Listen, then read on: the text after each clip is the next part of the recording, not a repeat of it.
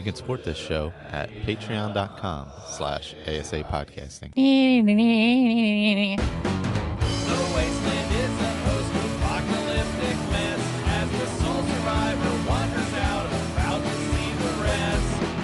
Nuclear explosions sending out the gamma rays from deep within the core, frozen atomic waves. From deep within the core, frozen atomic waves. Hello and welcome to the 498th edition of the Fallout Feed. I am Andrew, joined by a flock of my favorite Fallout folks tonight. I've got Jess. What's up, Jess? Hey, Andrew. Greets, everybody. And also Ray. What's up, Ray? Hello, hello. And tonight on the show, we will get on with our gameplay right off the top of the show. We've got a little bit of game time also. We are wrapping up this phase of the Roundtable, the second batch of Brotherhood of Steel quests. Steel Rain. So we will be moving into what's the next part down south called? I forget. Anybody? We're calling it Anybody? Skyline Valley. Skyline Valley. So we'll be moving on to that in the next couple of weeks. So looking forward to everyone's feedback about the wrap up of this portion of the roundtable, and then we'll move on to the next portion of this DLC. Sounds good. Let's see what else we got on the show tonight. Some roundtable stuff. Got some quests we're going through, and iguana bits. Looks like that'll be a pretty full show for tonight. So we'll go ahead and check in with everybody, see what's going on, and say, hey, Jess, did you get a chance to play any video games this week? I sure did, Andrew, but probably not the one you're expecting. Although, you know. All right, let's take bids. Ray, what is it? Which one? What'd you play? Something Fallout. BioShock 2. Okay. I don't know. So definitely not BioShock 2, but that was a good guess. And something Fallout, kind of. So this week I mostly played Civilization. It's nice. You know, I was trying to decide what to play before Avowed came out, which, by the way, came out last night. And I was going through this and that. And instead of just jumping on and playing my Fallout 76 character some more for the roundtable, which I did do, I was feeling FOMO because a new Civilization game came out. And as you know, I'm a big Civ head. I love Civilization. But I didn't want to pony up the bucks for Civ 7, which just released a week ago, by the way, too. Isn't That's it why like I was $120 or something crazy? I saw it in the store. I mean, I'm like, it's what the $70 fuck? for the base game, but if you want to get it with the stuff and stuff, yeah, it's like $100. And no, because I already paid to play Avowed early. So I'm not gonna, that was my expenditure. So instead of starting Civ 7 like everybody else, that FOMO made me say, you know what? I never played all the DLC for Civilization 6. So I went back and started a full game in Civ 6 with the religions, the new kingdoms, all the new settings and stuff, which, by the way, makes it take longer. So when you turn on all the extras and you do like a full-size map and a standard full-length game, and I played about 30 hours of Civilization 6 this week, Andrew. At least 25. Nice. Well, that's fun. Yeah. It was great. I mean, the whole one more turn thing. But this was an especially important game because I'm probably not going to play Civ 6 again. And there were a lot of achievements I didn't have, including the one for complete religious dominance and diplomatic victory. So I started a new civilization, and we established the cult of the Mothman. So I am here. My symbol is a moth. I got a big moth symbol. Two and red circles. Exactly. I wish I could do that. It doesn't let you customize that much. You can just pick a basic symbol. But they had one that's probably supposed to be a butterfly, but no, it's a moth. So I'm doing the cult of the Mothman, and my whole thing has been to start the secret cult, to slowly spread it, and I'm going to get a religious victory for the moth. But not everybody's happy about that. So it was going pretty well. Mothman was mostly about love, a little bit about vengeance. You know how he can be. But we were mostly existing, not many wars. Going through technology progressing pretty fast because I played a lot of Civ at this point, and I'm not playing on like deity difficulty. I'm playing on king, which is like the fourth or fifth highest, but there's still two above it. Like I forget what the next highest is, like deity and something else. So making my way there, and we're hitting like in the 1500s, like 1540, 1560, where we're discovering like the industrial area. We're just hitting the industrial area. By like the 1600s, late 1600s, we discovered flight.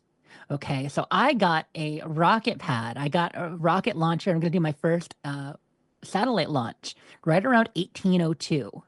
Okay, in world history, because Cult of the Mothman, very advanced. Well, everybody started getting kind of mad because I'm winning scientific, I'm winning religious. Well, that was actually tough. I actually had the most competition in religion because some people objected to the Mothman.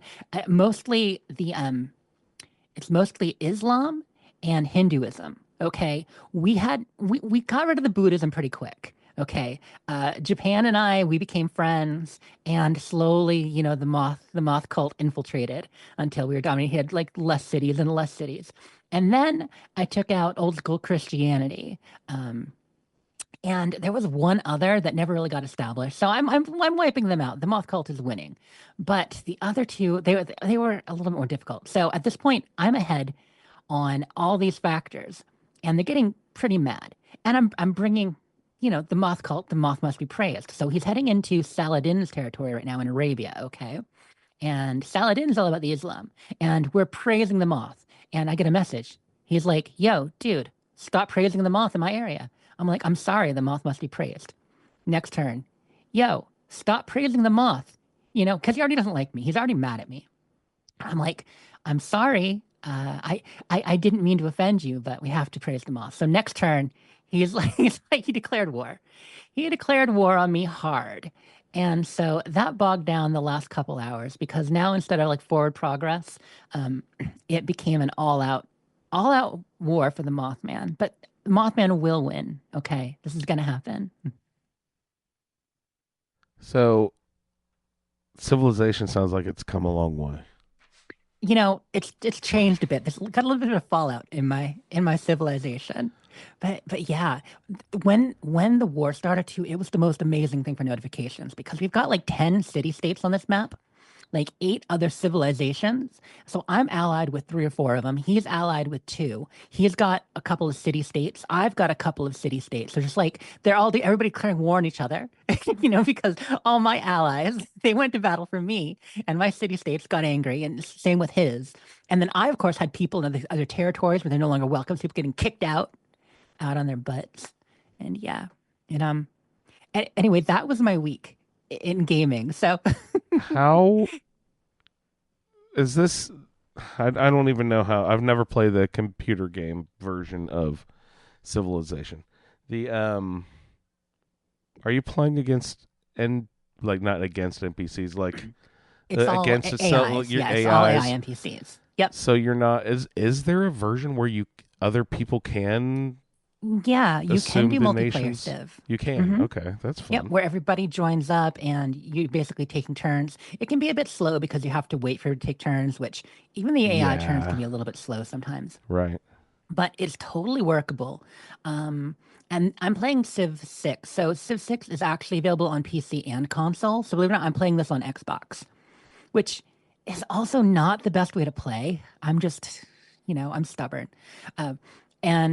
But doing things with the controller, it definitely makes it take longer. So yeah, that's been Sunday, Monday, and Tuesday night, and then a bit last night. No, not last night. The night before, Wednesday, I was playing Civ for a good 4 to 6 hours every night. It was a lot. I just wanted to get it done after a bit. I'm like, come on, finish, get done, because a game should be 20 hours, but with all the new rules and everything, it's going to be 30.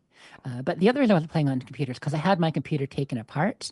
I had mentioned to Ray last week, or both of you, that I was setting up a new PC finally that I started building a year ago, but because the new one I made 2 years ago had some issues, and so I started putting it together, but I stopped partway because there's so many things that I have set up custom. I didn't want to take time to transfer, so I finally got back to it a week ago. Well, it just, because I've got all these plugins built into my OBS. Have you guys ever seen Doc Brown's and workshop and Back to the Future with all the random shit plugged into other stuff? And I imagine it's similar to that. There's a little bit of that. I dropped a picture in chat of the two PCs all taken apart, and that was just swapping drives. Really, the last thing I had to do after I got everything set up, and all my plugins and all my stuff, and obsolete software running on the new PC, I had to switch the drives because so many programs have references to stuff on drives, and I didn't want to actually, hook that up until everything was moved over. But the second I take things apart, I've got two not working PCs instead of just one. And we have shows to do. We have things to record. So anyway, long story short, last night I did the quests, got those in, and then got back to working on my PC, but fell asleep because I was staying up too late playing Civ most of the rest of the week. And so I finished it today. I thought I saw some comment where you were like, 6 cumulative hours of sleep this week, you guys. I had like 10 hours sleep in 3 days. I was bad. I like 3 hours, 2.5 hours, 4 hours. It was one more turn, Andrew. Too much Civilization is civilization. like that. Any serious Civ players out there understand. It's the worst. You lose track of time like way more. As much as I stay up late playing games anyway, it's already a problem. Y'all know it. But I can make sure I get 5-6 hours sleep. I know how to get off the computer. But when you're playing Civilization, you can look and see it's 5 and say, oh, I got to go to bed soon. And then you look and it's 7 and you think it's only been 10 minutes. It is not a normal game that way. It warps time. It does. It does. Yeah, So my only exposure to Civilization was the board game. My brother and I used to have a tradition, I know I mentioned on the show before, where we play on New Year's Eve. We'd start at like 6 p.m. and like play throughout the night, and most of our friends couldn't hang with us. It was usually just me and my brother by the when daylight right. was those kind of risk coming up games again. and stuff. Yeah. Oh, Yeah, I it love was that sort of impossible, but thing. they've like put in religion and all sorts of stuff. It's like it's just the computer game just sounds like it can tackle a whole lot more aspects of rather just trading salt. Yeah. Like, Right. Like, yeah, no, Civilization's got a little more advanced than Catan. It's no longer just, wool. yeah, I've got more wool grain for than you, sheep, therefore wood for I am sheep. more powerful. Yeah. Exactly. Oh my goodness. The fans are a little loud on this one. I got into the BIOS and changed the fans. Hopefully none of that is coming through Are yet. they? Still have They're just a lot cheering of too sounds to loud in change. the background. Like, yeah, all my fans. They're very colorful fans too. Yeah. Insert crowd noises, Andrew. Yeah. But so besides Civilization, I did play, I've played some 76. I finished the scoreboard, so we are good there. I made it to 98, and then I bought the last two because that's what you do. Scorecation! Thank you, Mo. I mean, unless you're, we got Clint and Silly both in chat, and they got there naturally. And I think Lee's going to be there soon if he's not already. Naturally, But, Clint's up to 150, him and post Charlie both. 150. Yeah. Yeah. Yeah, pretty amazing. These guys all hitting their 150s. But That stupid double score, whatever. pushed me Oh over the man, edge. Ray, did it make you go up a level? Jeez. 14. Oh, Ray, a whole level. Because I Double got score, a whole with all- level. I got that, the one where you get the 10,000 XP or whatever it is. Don't you wish you could just turn that off? That XP rollover. That's hilarious. So I got that in, and I did get Avowed installed. I've got it actually installed on both Xboxes. I got in, played with my settings. I started to do character creation, and I'm like, no, I have other things to do. So, so this weekend probably starting Avowed. Sweet. And what Yeah. is Avowed? I know that I've heard about it. You mentioned it last week again. What was that again? Avowed is the new fantasy RPG from Obsidian. So Obsidian, okay, who, right. Yeah, did Fallout New Vegas and a number of things. It's set in the Pillars of Eternity What was their universe. They've done game they did recently? Outer Worlds. Outer The Outer Worlds, Worlds right. that Ray and I both played. Right. It was good for a playthrough. Wasn't good for two. Ray said, and I didn't quite finish mine. But the second one of those will be coming out end of the year, most likely, is the plan. So if the first one is worth playing once, is the second one also worth playing once then? And Gotta you be have at that sort of least. philosophy? Assuming that, because the first one was quite good. It was a good, wouldn't you say, Ray? A good game to play through once, just not really replayable. Yeah. No, it was absolutely blast. The humor in those games is fantastic. Yeah, they went really over the top with the corporate humor, and the characters are awesome. You know, Parvati and the Reverend, they really stick out to me. There was Yeah. some woman I had only for a little bit, but I liked her too. And the maintenance guy, the droid. So is it? But Sorry, go ahead. oh, but so it was definitely good. But it's the kind of thing where I feel like Ray, you said you were going to play through it multiple times until you started, and then that's when you kind of said, "Wait, it was Yeah. good, but not replayable in the same way." Yeah. Yeah. I absolutely loved it the first time, and it just fizzled trying to do it at the second time. Yeah, and so that's pretty much how it goes. So I'm really excited for the second. And Avowed, I'm actually super excited for. Ray and I had talked about it because there was a while where it was looking like it was going to be all third person, and then it looked like it might be first person, but it is both. You can play both ways. Yeah. Think of it kind of like their version of Oblivion or Skyrim a little bit, in that it's a colorful fantasy RPG, but it's done in their way, where it's more about story, characters, branching choices, and doing it by zones, like in the Outer Worlds. So instead of one big open world map, Yeah. it's an open area, another open area. So kind of like Dragon Age was, but a little bit more classic. And it should only be like a 30 to 50 hour game, so expect me to take about 80. But I don't know. I mean, I'm hoping I can do it, in not too long. But it does sound very, and you're gonna like this, Ray, very replayable, because the character classes, they have a number of different weapons you can use, but you can't really specialize in all of them and do everything in a single playthrough. In order to get all the equipment upgrades and work on your skills, it seems like it's going to actually take a couple playthroughs to do different things. Plus, there are a lot of branching paths from what I'm hearing. Each region, you can kind of, just like in Outer Worlds, you can, especially the first, that was the thing about Outer Worlds, the first area there. What's that called with the cannery, the Saltuna cannery? I don't remember. Yeah, but that first region where you can really kind of determine the whole fate of the town and Yeah. the enclave and the power station and all that. Like, supposedly there's a number of things like that. And for my Mass Effect or BioWare fans, the voice of one of your main companions is done by Brandon Keener, who Brandon Keener played Garrus, the alien everybody likes in Mass Effect, Andrew, to answer the question you might be asking. Nice. But Brandon Keener is also the voice of a lot of the settlers in Fallout 4. He does. I'm trying to think. I know he does Drummer Boy in the Railroad. I'm trying to think of named NPCs he does. He does a number of named NPCs too. Drummer Boy is the first one to come to mind, but he's a lot of the settlers.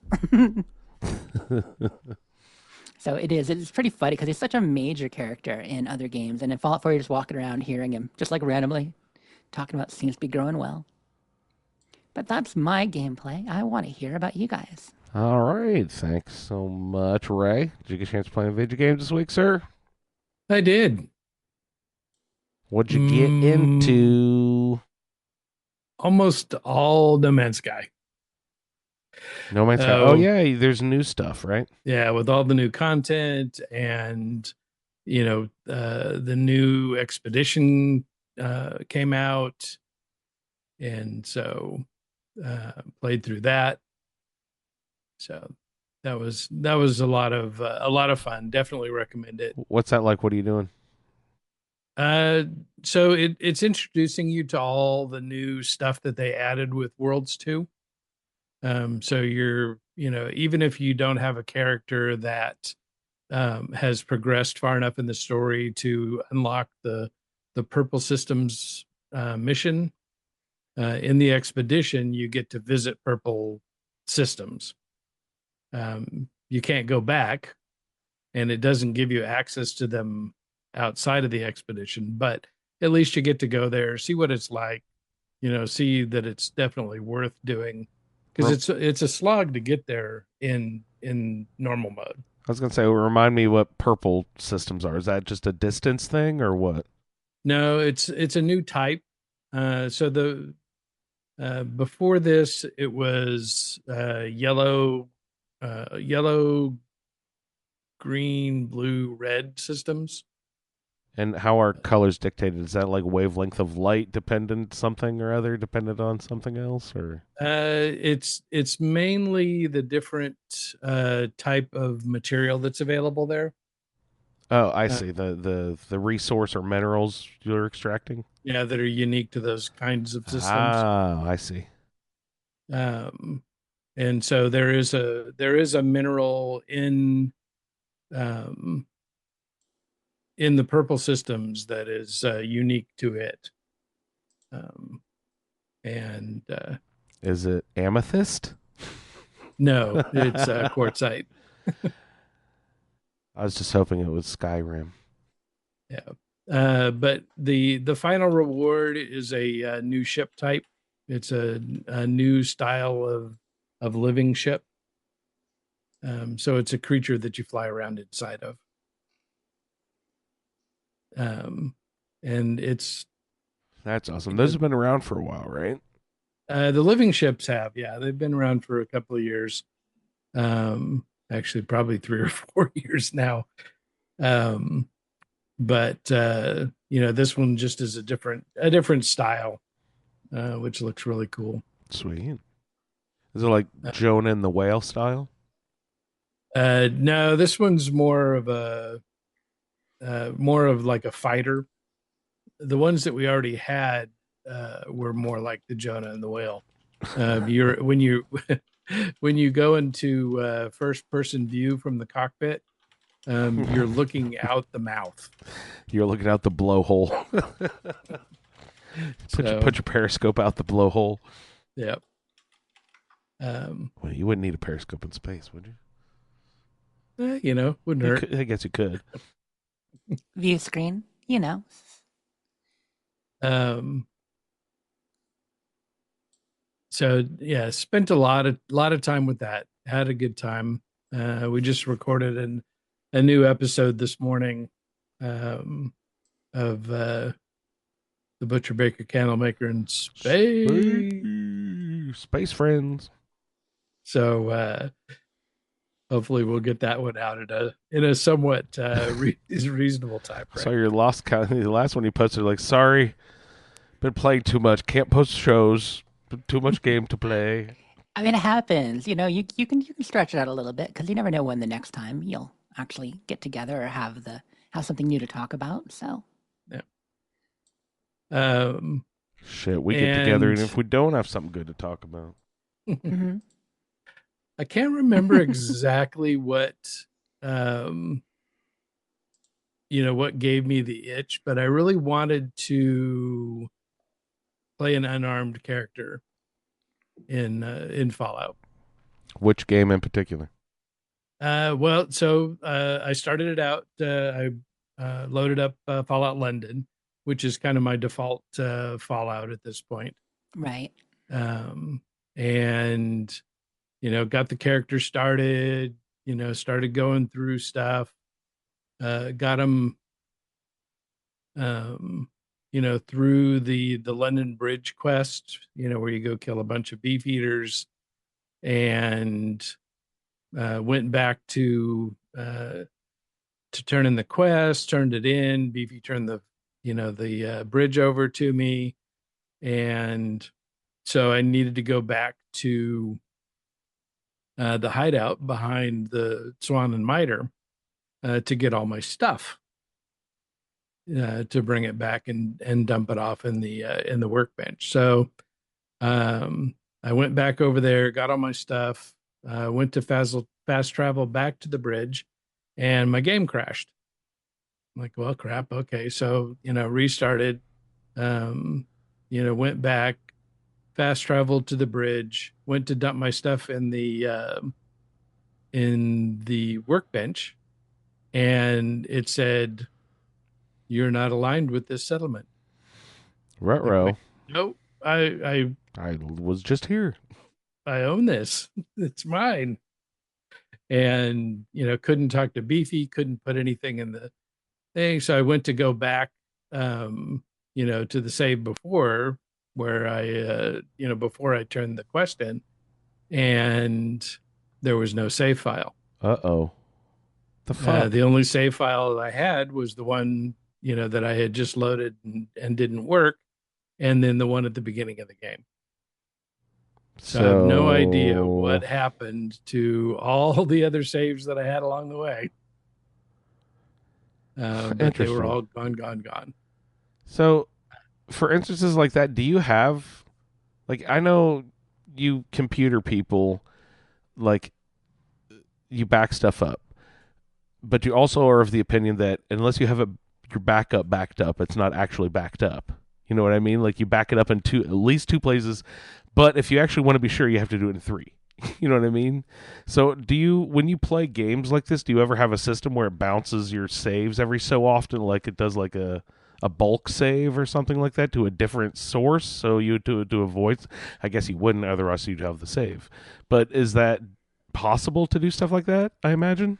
Oh yeah, it's possible. And whenever you get stung like this, you often Say, damn it! I wish I'd set stuff up. Yeah. re-implement those Yeah, those bring back policies. better habits again that you may have And, kind of dropped. yeah, and then you do it, as you go along, and then it's such a repetitive and kind of pain in the butt process that you eventually, Oh, you haven't had can't any like automate problems. that where Well, you just say, oh, just every 4 the hours, please give me backup. the thing about that, you can somewhat, and it is actually pretty safe. Like for instance, a lot of games will save by default to different things in your games folder in My Documents is the way a lot of things are set up, and My Documents will automatically back up to OneDrive on some defaults, although you might want to turn that stuff off or reroute it depending on your own systems. But when you're playing multiple, like with Fallout 4, one of the things is that I think you talked about finding, Ray, is that even when you have multiple installs, it tries to overwrite that folder, right? It tries to save them in the same place and sync Yep. things that shouldn't be synced. So you have to start turning that stuff off. If you only play like one or two characters, only had one install. But when you get the fancier you get, the more dangerous you're living. Yep. I Yep. see. Layers of complication there. Mm-hmm. Yeah. So at that point, I'm like, okay, forget it. And I you didn't take the really risk wanna- and then you get burned and Yeah. you just have to live with the consequences. Well, at least Ray, you are not the person who gets bent out of shape about it, throws the controller at the screen, breaks the TV and walks away. At least you're like, "Oh well, I'll just start another character." Like Yeah. you do that so often anyway. That's probably your MO that instead of having a bad reaction, be like, "Oh, whatever." I was probably going to scrap that character in a week and a half anyway and start a new one. Yeah. But then I started thinking, you know what? I just recently had seen a little blurb about um, a Wabajack collection, and I've really wanted to try out Wabajack. Right. Yeah. Because you talk about that with Victor a lot, and he uses it, but Yeah, but I've never used it, and Mhm. I've got way too many mods for Skyrim in my Vortex, to really try to to dual. It would be a lot of work. Yeah. Yeah. A lot of work moving stuff over. But I don't have Vortex set up for Fallout New Vegas. So why not do a Wabajack for this, Fallout New Vegas collection called Viva New Vegas? That is a very cool idea. Plus with the TV show going into, Season 2 into the Vegas. Vegas area, I thought this would be a great time to do a New Vegas unarmed build. And so also in this video that I watched, they also talked about an alternate start mod. And I've never used an alternate start In in New New Vegas. Vegas. How could you even? Like, where's it going to start You're you? gonna what So you gonna just be there's like flipping a 20 coin different wherever you are? I places. mean, I could picture like the NCR, outpost. I could picture that. Maybe, I mean, I guess you could start in Prim, which is right nearby. I guess you could start down by like Cottonwood Cove or something if you want to live dangerously. But like anywhere else on the map, what you're gonna get, crucified by Vulpes or gonna be in the quarry? Like it's danger zone. Yeah, so there's a huge number of starting locations. One of them you can play as a Great Khan. Oh, cool. So you start in Red Rock, and they've so they set you to friendly with the Khans, so you're Mhm. accepted by the Khans, and you're shunned by the NCR. but you can talk to Papa Khan. Chaka chaka chaka chaka Khan. Chaka Khan. Chaka Khan. Chaka Khan. And he has dialogue as you are in their group. So you're not just an outsider that's living with them, you're actually part of their group. So they've done a great job with this mod. So I picked probably about the most innocuous one I could. You're not shunned by anybody. You're um, a, a scavenger in Novak. So it gives you the Novak hotel room, and you are friendly with the folk in Novak. Oh, that's cool. How's it deal It's with like the not- whole Benny storyline and stuff? Right? Yeah. How do you Uh, get shot? You don't. Well, obviously, but like, how do they deal with that later on in the game? Yeah, like the platinum chip is a motivator. You must have another way to get started on that. Yeah, so it does let you progress through the main storyline if you go start it. They're kind of assuming you're not going to, beeline the storyline. You're just going to wander around and experience the game other. The people who are using this have played this game a few hundred times, probably. That's true. If once Yeah. you're doing alternate start, you don't expect to necessarily be a courier and pick up the main quest. Yeah, so it's it's definitely dangerous. That's gonna really kind of keep me in Vegas a lot with all the different options. Hmm. So Yeah, because you've played modded New Vegas plenty, but I'm sure this is adding a lot of mods you haven't used, right? yeah. So it's been interesting so far. I've just kind of been doing little day trips. So I go out and I went up towards the NCR outpost up the railroad tracks, from Novak. Yeah, that one with the ranger station, the one that's been not Yeah. attacked yet. Well, it but hasn't yeah. been attacked yet because I haven't Right. talked to the other ranger yet. But I know that there is there's a spawn point on the bridge just up the road from there that causes two caravans to start heading down the road towards Novak, and they get ambushed by a bunch of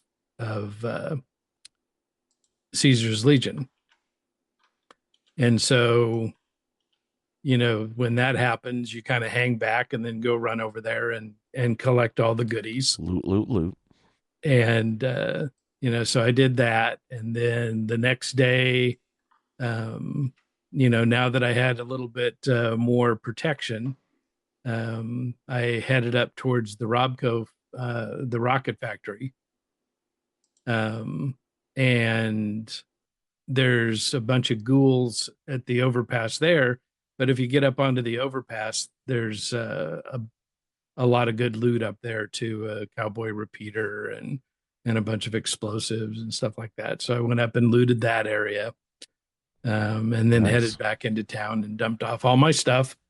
And so I'm just doing those little trips out to kind of build myself up, because I'm already, I mean, you're a little ways along once you get to that point, because you've already gone through and done Prim and probably the penitentiary and the NCR outpost and Everything down the road there, yeah. there's what's the name of the town where where Vulpus is taken over? Nipton. Yep. So I'll be able to go deal with Nipton, and kind of making my way back up towards Good Springs. You may remember this. I don't know if I ever mentioned on Iguana Bits, but a couple of years ago, like 2 years ago, Nipton was for sale. It was actually for sale for a couple of years and got I remember purchased by that, somebody. yeah. Yeah, like because I mean it's small and it's like just a territory, but Yeah, one of those little towns out there got bought by a weed company. maybe that was Nipton in the end. Did a weed company end up buying it?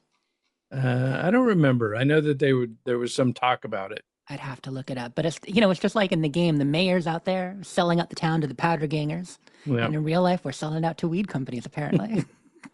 yeah. So yeah, so definitely loving being back in New Vegas. And What's your? You said you're doing unarmed. What's your like? There's certain weapons that count as unarmed for some reason, like knuckles and what else? I forget. yeah, there's the gauntlet.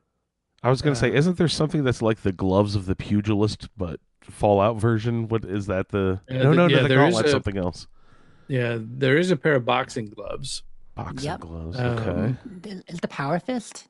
Does the Power Fist Yeah, count? there's Power Fist is in there. Wait, so there's a Um, gauntlet and a power fist? Is it a Yep. death claw gauntlet? What is it? Trying to remember yeah, I uh, thought it had metal yeah, there's a blades on it. bladed gauntlet. Yeah, blade gauntlet. There's a named one called like the Cram Opener or something too. A Mantis That's gauntlet. That's awesome. it. There's a Mantis one too. The Yeah. Mantis Greaves. Wait, that was 4, wasn't it? The Mantis Greaves? Yeah, Mantis Yeah. Greaves were 4, but Yeah. they were actual mantises, in New Vegas. So That's right. There were. I forgot about those guys. Yep. I like the way the geckos run in New Vegas. oh gosh, those little golden geckos coming at you. Yeah. We both did it. We waved our little arms. Yeah, your little arms waving, mouth open. Hey. So much nicer yeah. than gulpers. So yeah, definitely enjoying being back there. Sweet. Are you getting So into nostalgic. Any other stuff you're playing there, Ray? I played the quest for 76 and then hopped right back out. Lest I get any more of that stupid score. How Yeah, dare. who wants that? How dare. All right. Yeah, go ahead. So the experiment here, doing a 76 roundtable hasn't necessarily pulled you back into the game on a regular basis at all. But you're reacquainting No, yourself with the new stuff. I say it has, Sadly, it's kind of reinforced my Belief that you've had enough my 76 belief for a that while. that I've had enough. Yeah, that makes sense. Well, now you'll see the truly new stuff coming up. Skyline. Yeah. I mean, obviously the BOS quests are new to you a bit, but they were also kind of more integrated with what we've already seen. So Yeah. you'll see some really new stuff coming up with Skyline. but that's kind of an interesting topic in and of itself. What about 76 makes it less replayable for you at this point, Ray? But I think so, like,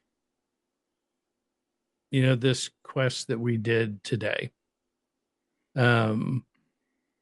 I would normally, identify a spot that I could do a hard save. And then go through and try different things.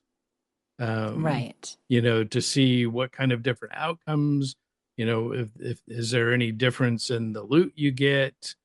What's the most efficient way to play it, what's the most lucrative way to play it, and what's the absolute worst story way you can play it. And with 76 you just can't do that. It was a lot of fun when we were all playing together. Mhm. It was a lot of fun when other players were the only other people in the game. That's true. Yeah. Yep.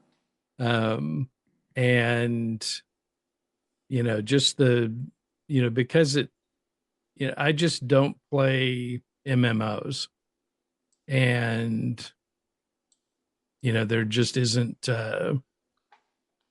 there isn't the stuff I like about games in 76. Right. Not a lot of it. And I mean, there was probably the joy of discovery for a while. with the game Oh, when it yeah. was your first time finding everything. You could set kind of those personal goals and find things and stuff. But once you've done it, you've done it. You're not going to keep replaying for hundreds of hours, Yeah. like many Well, people, just because it's what you and do at the end of the day.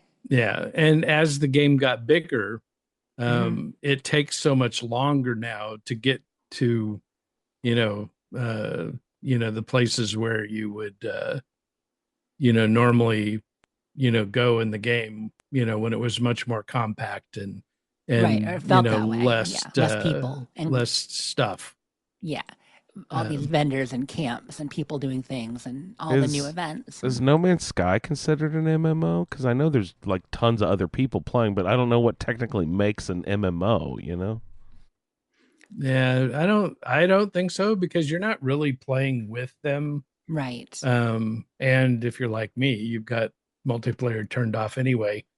Right. So, other people aren't even in the game because it helps with performance. And, I don't, If and unless it's a group thing that we've planned out, I just, don't need Yeah. other people involved. If They can take stuff. if you go shopping for this video game and the hyper over categorized video game store, would this be in the MMO section on the wall? What video game section would No Man's Sky be in? What's its super hyper overly categorized category? Bestsellers, Andrew. It'd be in the Just bestsellers bestsellers, just section. top 10. It'd just be regular games. I mean, the categorization classics. of live games and online games has kind of been a bit of a topic of debate, because it's evolved a bit. But we know what MMOs and MMORPGs are. We know what online battle arenas are, and live service games have become such a thing the last decade, really. So like Fallout 76, for instance, is it an MMO or is it a live service game? It's more of a live service game, because you're only ever playing with no more than 20 people on a server. It's not a traditional MMO in a lot of ways, but it's closer to it than a lot of games. So tell me that, does MMO imply that there could be hundreds of people on your server instead of just 24? Yeah. Or? Thousands. The first M is massive. Yep. But Massive- I'm not aware about what they mean by massive. Is that like, does massive actually mean like over 1,000? Does it have a literal meaning of over a million? Is that what massive means? Sure. No, it doesn't have a literal meaning per Okay. se. I mean, it varies game by game, but yes, you're talking thousands upon thousands. Thousands upon thousands on one server. When they were huh? originally made, they were divided among shards. Like servers can only handle so many people still, so they were what were called shards. Whereas you would see people who played with you on a shard, but then there were multiple shards that people logged into. So it'd be like a bunch of instances of Fallout 76. There are various ways it's been set up over the years, but massive generally implies thousands. Okay. And these large servers, and there have been different ways they've done it. Some of them, everyone's on the server at the same time. Some of them you only see people when you're in an area and there aren't people. Like it creates these crossovers. Live service games are different. It's basically a game that gets regular updates, with like we have now. Like seasons are often a thing. Seasons, new rollouts, whereas MMORPGs tend to get the yearly expansion. And that's why ESO, for instance, was so different than 76, because ESO is a traditional MMO, where 76 is not really. It's more of a live service, but an RPG live service, so it's a little bit odd. But I mean, there are a number of types of games at this point. So the way No Man's Sky fits in there a bit, you could think of it as a living game. You could even think of it as live service, and it gets regular expansions and does have seasons of a sort, I think, with the expeditions in a way. New content you do on a short-term basis that gets rotated. So that makes it live service. But you can play completely separate. So it's almost like, how like in Mario Kart, when you race, you can see your friend's ghosts sometimes. Yeah. Like it's almost like that. Whereas you're not existing in the world together, but you can turn it on so that you overlap for a brief period of time. Crazy. Yeah. Interesting. I have so many other questions. I don't know. I mean, ask away. Ray's always happy to answer, and me too if you're talking on stuff. But otherwise, we can get to your gameplay. No, I mean, I was just you're talking about MMOs and then ESOs. Like I played that. Okay, so like World of Warcraft. So I'm trying to wrap my brain around what MMO by what you said a few minutes ago. Okay. So like it is not like 76 because 76 if I build something at a workshop, I log out, I log back in, that workshop is no longer there. I'm on a different server. But if I build something in World of Warcraft, log out, log back in, I will always that is the world. It is always the same world. You're never on a different server. And I understand that's probably not something you do in the game, but I'm just trying to make an example. You know what I mean? Yeah. And a good way to think about it might be more like shared world. Like it's a shared world multiplayer game. You log in, you're sharing a world with other people. Whereas an MMO is more persistent. Some of them are literally persistent, where say like in the early days, one of the very first big MMORPGs, Ultima Online, you could build stuff that would be there when you weren't there on your server. It would persist. They had the competitive frisbee in online. They might actually. Minecraft is like that too. You set up Minecraft servers. Minecraft isn't an MMORPG, but it's a shared world simulation builder. Did you say Ultima? What is it? Ultima, yeah, not Ultimate. Ultimate Frisbee, no, Ultima. That's one of the very first RPGs of all time, Andrew. Wizardry, Ultima, and Might and Magic. Some of the very first. Yep. That sounds awesome. No, Wizardry actually came up in my gameplay too. Beautiful. Oh, and Bard's Tale. Bard's Tale it started a little bit after them, like a couple years, but it was still one of the first. I know you played that one. Back in the day. Well, I watched my brother play. You know what I mean? It was like can I play? No. Can I? No. Can I play? No. So I would Steven, I would sit over his shoulder and watch Steven play Bard's Tale. But Wizardry came up in my gameplay because I was getting super annoyed the other day because I was playing Fallout 4, not because I wanted to play Fallout 4, but because I wanted to play Grognak and the Ruby Ruins again. Like I played that a few years ago, had a really good time with that, and I just wanted to play the Pip-Boy game. So I loaded up Fallout 4. One character. I didn't have the holodisc. What fucking game am I playing? The holotape in my inventory. From that Pink Floyd holodisc. It's just like, well, no, don't have it in my inventory. Okay, let's see. Let me go to my camp here and like I can build one. I remember there was game cabinets or something too, right? So I could build those, and so I tried that on that character. Then I loaded on. I was like, oh, I can't find it in the menu. Well, let me see if I just have it on these. So I tried like 4 different characters I had. None of them had the Grognak tape in their inventory or in the workshop. I'm like, this is bullshit. I know that I found this fucking holotape at some point or another. Yeah, of course. And isn't it one of the first ones you find? Like, I don't remember exactly where you find it anyway, but I just got mad because I just wanted to play that game and I couldn't find it on any of my characters, and I didn't want to look up and see where it is and go find it or whatever. You and get plus, it in the memory den. In the memory den, oh, I think. Okay. Well, I probably could have gotten that. But then I was like, but wait a second. I remember there were game cabinets that we could build, and you could choose which game it was. Yeah, you need the it was Creation Club content, right? It's the like arcade workshop pack or something you have to have installed. But I searched every fucking menu and I couldn't find that anywhere. I was just like, what would these be under? It would be on the far end of the build menu for settlements. Would they be under? Yes, I just searched and searched. I couldn't find them anywhere. So I got mad and quit trying to play Grognak, and I just went searching for on Xbox. I went like searching for a Bard's Tale or a game similar to a Bard's Tale, and that you can play Bard's Tale. That brought me upon Wizardry, which I'd never actually played before.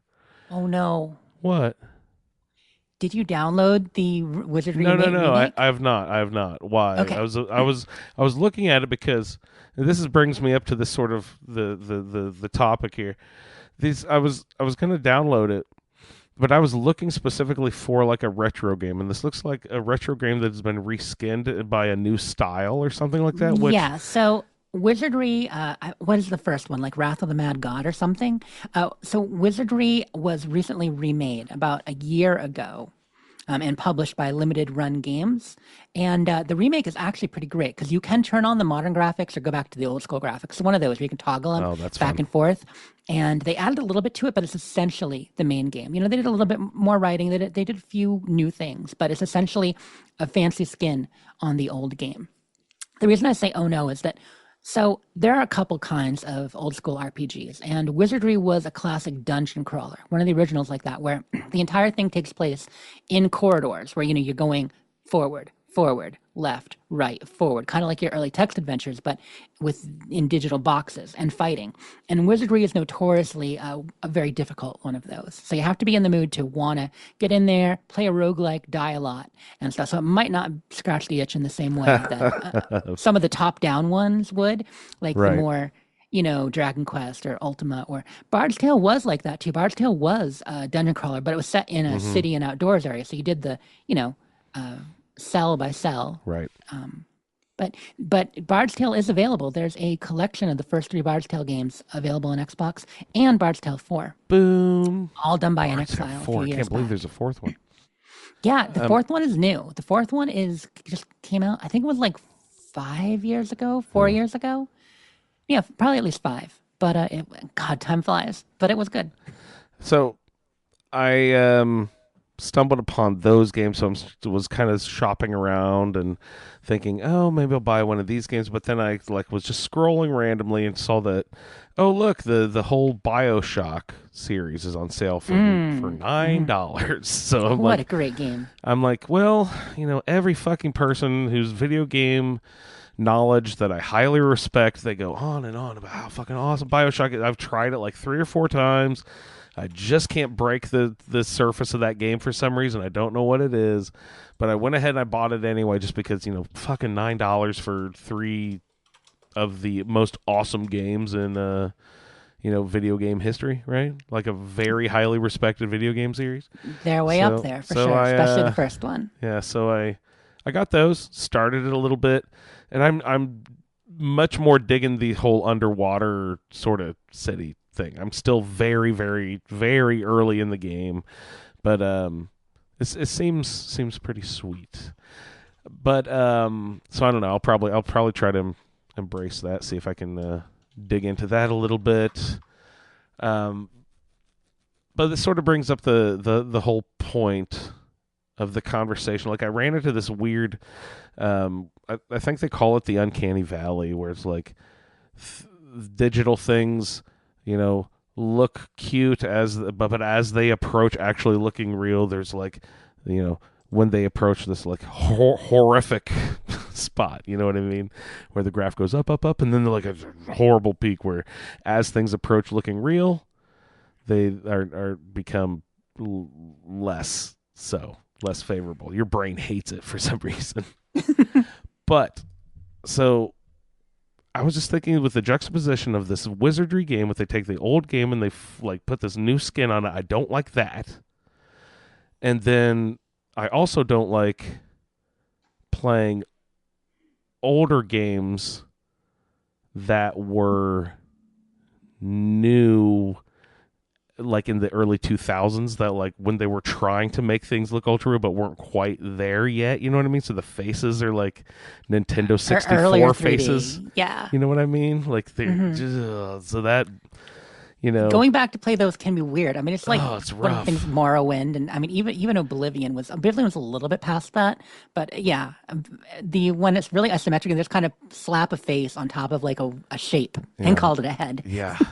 But so it's sort of like the weird juxtaposition of having those old games with new graphics or new games with old graphics. You know what I mean? Like, so I ran into both of those things when I was shopping this week. Like the BioShock, everyone loves it at the time, but you pop it in and it looks pretty dated. You know what I mean? Oh, the first one definitely Yeah. dated. Yeah. So There's a reason why they remaster games from it doesn't seem that long ago, 2007, 2008. But there's a reason why they remaster them. Like Yeah. Mass Effect had that remaster recently, other games. And we're talking, obviously, about the Oblivion or Fallout 3 remaster. Like, Mhm. I personally, I enjoy a good remaster and a good remake myself. And when it can switch back and forth, I think that's really neat. You, you know, like Halo Combat Evolved has a mode like that where you can do the original graphics and not, or Monkey Island, you know, we talked about has new graphics or not. Like those are fun. I liked the new Mario game that was all map and 3D, but you could go through a pipe and all of a sudden it turns back into the old 2D platformer style, and then you go out of the pipe and it's back into 3D where you're like, whoa, that's pretty sweet. So yeah, that's I was doing a little bit of shopping and ran into a few games, and then Mo got me as a Valentine's present, a very sweet little boy got me a $10 Xbox card. So I have even more shopping to do. So Jess, you were saying a Bard's Tale is available. Maybe I'll actually download that. See how much that pack is. Yeah, check that out. I mean, it's definitely a walk down memory card lane, you know? Well, But I was memory card lane. Listen to you. sorry. I saw searched for Gauntlet. I was just like, man, I just want a war party. I just want a barbarian, a wizard, a dwarf, and a bard or whatever. Just If all you to go want out on a party and just have a good. So I would like I a searched. good retro RPG, Yeah. I'll see if I can find one for you too that you That's might what I enjoy. want, man. I looked, so I was just like, man, even though there's not much of a story to Gauntlet, even Gauntlet would be cool. Right? So I searched that. I can't even. There's not. I couldn't even find a Gauntlet. And I was Yeah, like, there's Gauntlet on there. Yeah. I should play some Gauntlet or something. I don't know. I don't know. But yeah, I just wanted to play. Gosh, I think I've mentioned this game to you before. I thought it was called Art of War, but I don't know if it's called Art. Where you had like archers and it just had like very simple categories, and you set up little Way battles back. and stuff. Are you thinking the Broderbund, The Ancient Art of War? That was from maybe it was that mid-80s, like Broderbund. 84. That's a German company, right? Yeah, it might be that one. Yeah, that was my first strategy game, RTS strategy game. I think I played it So- on the Mac. It was before 2E even. What was that? Ooh, I don't know what that was 2C. on. There's 2C, Apple yeah. II, Apple IIc, and Apple IIe. Might have Yeah, been I the don't know which one was 2C, first. yeah. I don't remember which, if the E or C was first, but I That- played it on PC. That We were kids. Karateka, man. It's the best. All right. I find it funny talking games from the 80s because Ray wasn't doing video games back then. So Yeah, you were too busy working and raising a family, probably, right? Yeah. Yeah. So, what was your first game that got you back into gaming?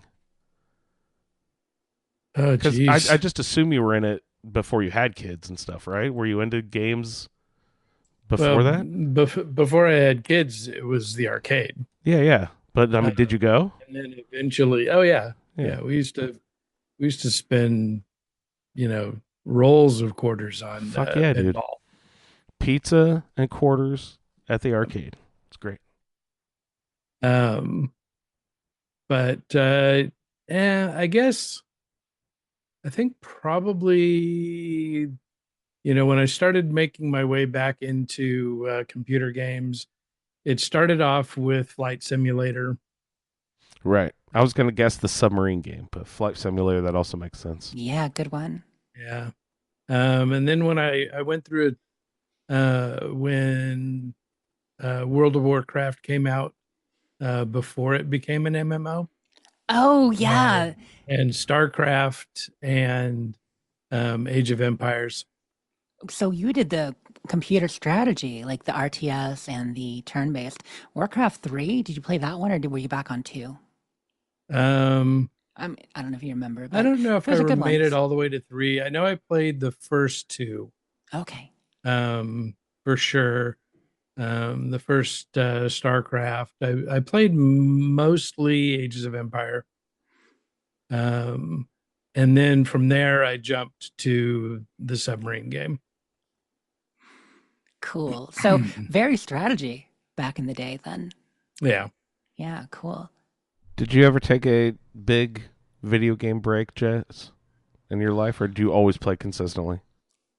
I mean, maybe I would say, yeah, maybe from like 2002 to 2006 or 7, I played less. too busy going out to the club and playing music What and stuff like that. what dragged you back in? Oh, kind of Oblivion. I mean, Nice. so I was still playing occasionally. Like I played, like I had my PlayStation 2 still. So, I had PlayStation 2 because I tried to play that at first, but I just, life. And so I would play like Dragon Quest, like, and a few things, but I didn't play seriously until Oblivion came out. So like it's funny, it's all Bethesda, right? But like my last really serious PC game had been Morrowind before I just kind of started dabbling a little bit, and Sims Online, like Sims. And then I got busy with life, and I mean, I would still watch lots of video game stuff. Like I'd watch G4 and all that, but more like regular PC stuff and not necessarily gaming. And but then Oblivion came out, and I'm like, oh, okay, I have to go back to this. And so that was my first PC game back after like a 4 or 5 year break. Nice. Yeah.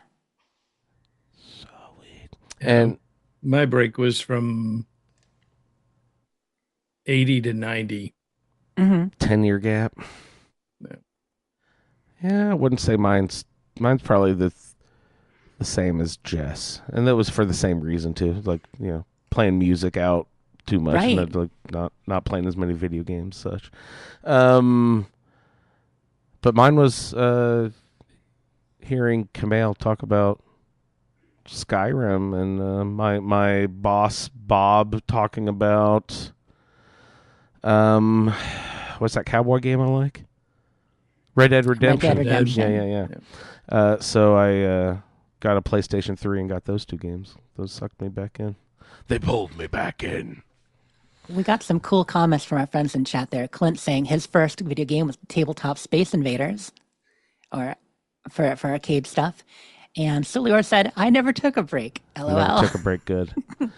Yeah. Those tabletop arcade games are just the coolest. There was a camp. Let's see. Our Pizza Hut had Ms. Pac-Man when I was a kid. And by the way, side comment, Ms. Pac-Man, far superior game to Pac-Man. Oh, significantly superior. Fuck Pac-Man. But there was a campground a family stayed at on summer vacations every year too that had one in sort of like their rumpus room, their rec room for kids to bum around in. And more recently, my in-laws live in this small town in Michigan. They have this sort of like retro pop culture pizza joint that it just looks like the 1950s sci-fi threw up all over the walls and stuff. Like actually, there should be Fallout shit all over that place too, but they just have like tons of like cool old movie posters and stuff like that. And they had one, and it wasn't just one game. There was like 40 games you could choose to play on that thing, and they were all there. I was like, oh my god, you can play fucking Dig Dug on this shit, man. And it's like, so I would take Mo, and I would like be like, I'd just take a roll of quarters and would go play. I'd be like, Mo, look, there's fucking Joust, and he's like, so what, Dad? Like, Weird ostriches. I'm losing my mind. I'm like, Cubert. And I don't care, Dad. I don't want to play this. But we're sort of slowly. It's going to be years in the process, but we're slowly improving the house. But that is one thing that I really want is one of those sit down arcade tabletop. I don't know why it's so much cooler than the standing cabinet, but it is just so much cooler for some reason. And I don't know how those cabinets work. Like you just pop in any game you want. Like how does that shit work? It depends on how it's built. I mean, there are some that are constructed that are kind of like, not necessarily Neo Geos, but they're ROM boards. They're like Raspberry Pi type things or set emulators that you can then put stuff in. But the majority of them, like the real ones, Yeah. That aren't like made, are just one game. Are they? Or just a couple. Yeah. Yeah. I would want a emulator, I guess. Be able to play a bunch of different games. Funny, after we talked Atari 50 a couple weeks ago, I actually saw it on sale like 2 weeks ago. I almost gifted it to him. I'm like, I don't know if he'd actually play it. He's got lots of other stuff going on. But Atari 50. Wow. Yeah, that's the collection of all the classic Atari games. It's also a documentary, But that was on sale for like $20 some a couple weeks ago. What would you play those on The Xbox. It's on Xbox? Xbox. You can play it on Xbox? Yep. I'll look Yep. at that. Maybe I'll use most gift card on that. That sounds Yeah, fun. use it towards that because really good with the documentary stuff in between and like yeah, it's really interesting. There's evidently a Tetris thing like that came out recently too, right? Isn't there like a docu-series about Tetris that like also has the different versions of the games and stuff that you can play over the years? I thought I saw something like that somewhere. I was like, that is cool. Yeah, those kind of things are getting popular. Yeah. They're, because I think Atari 50 was one of the first big ones like that, but they put so much work into it. So there have been a couple since then. They should have done that with the Madden series that they're doing right now that I watched the first few episodes of that because that gave me the urge to be like, man, I'd love to play Madden 1 and 2, like the old school Madden games, right? Just like for a few minutes just to play them again, That would have been awesome to just to turn to the Xbox and play those while I'm watching it on screen. That's actually a really cool interactive idea. I'm glad they're doing stuff like that. Yeah. Part of video game preservation, preserving the history and preserving the games. And because there's so many legal issues around that with, the way where ROMs can be stored. Like they were trying to get libraries rights to be able to have an old ROM database for libraries to use, but that, got voted down. It hasn't been allowed because of copyright issues with the games. And right. so there's like a weird semi-legal ground there where, people say, well, if I own the game, I can play the ROM, but that's not necessarily always true. And then how do you keep it and preserve it if you didn't own the game? Mm-hmm. And, there are some museums dedicated to that. There are people figuring it out and some companies that are more considerate about preservation. But yeah, I don't want to quote a number because I don't remember, but I've seen statistics where, significantly more than half of video games ever made are currently not playable unless you have the original hardware. Well, yeah. Good 70% or more for sure. I made the program for remember the specific exact hardware numbers. unless your current system also plays back, is back compatible. Of course, it's gonna Right. leave stuff in the 'Cause dust. You can only remake so much. Like back in the day, there weren't that many games coming out every year, but still plenty. So this all culminates in the I wanted a turn-based fantasy adventure with retro feel, retro graphics, etc. Yep. I stumbled upon Final Fantasy III, which I played when I was in third grade at Josh McCoy's sleepover in 1986. All right? I was just thinking about that game the other day. Great game. It still sticks in my mind as one of the greatest gaming events of my life. So I wanted to Do you want to play it again? I wanted to play it again. So I watched the trailer or whatever for it and was just crushed because it looks like they redid the graphics to try to make it look better. It was like if there was an old version, it just looked different. I'm like, man, this looks like No, they did they, stuff so- or made it slick and smooth. It's like, oh, You this know, doesn't look like it used to. So when you say PlayStation 3, you probably played it on Super Nintendo originally, right? So, No, NES. Yeah. Well, 3 was only on Super Nintendo. So the Was first two it? Final I Fantasies. could have sworn that was on the original NES. Okay, I I'm could pretty sure it was I could SNES. very well be wrong. But so what I was going to get to was the fact that Final Fantasy 3 in the United States was actually Final Fantasy 6 in Japan. What? So yeah, so if you go to replay it and you want it to look like the original, you actually have to play Final Fantasy 6. So in the US, they released 1, then they released Final Fantasy 4 as Final Fantasy 2 here.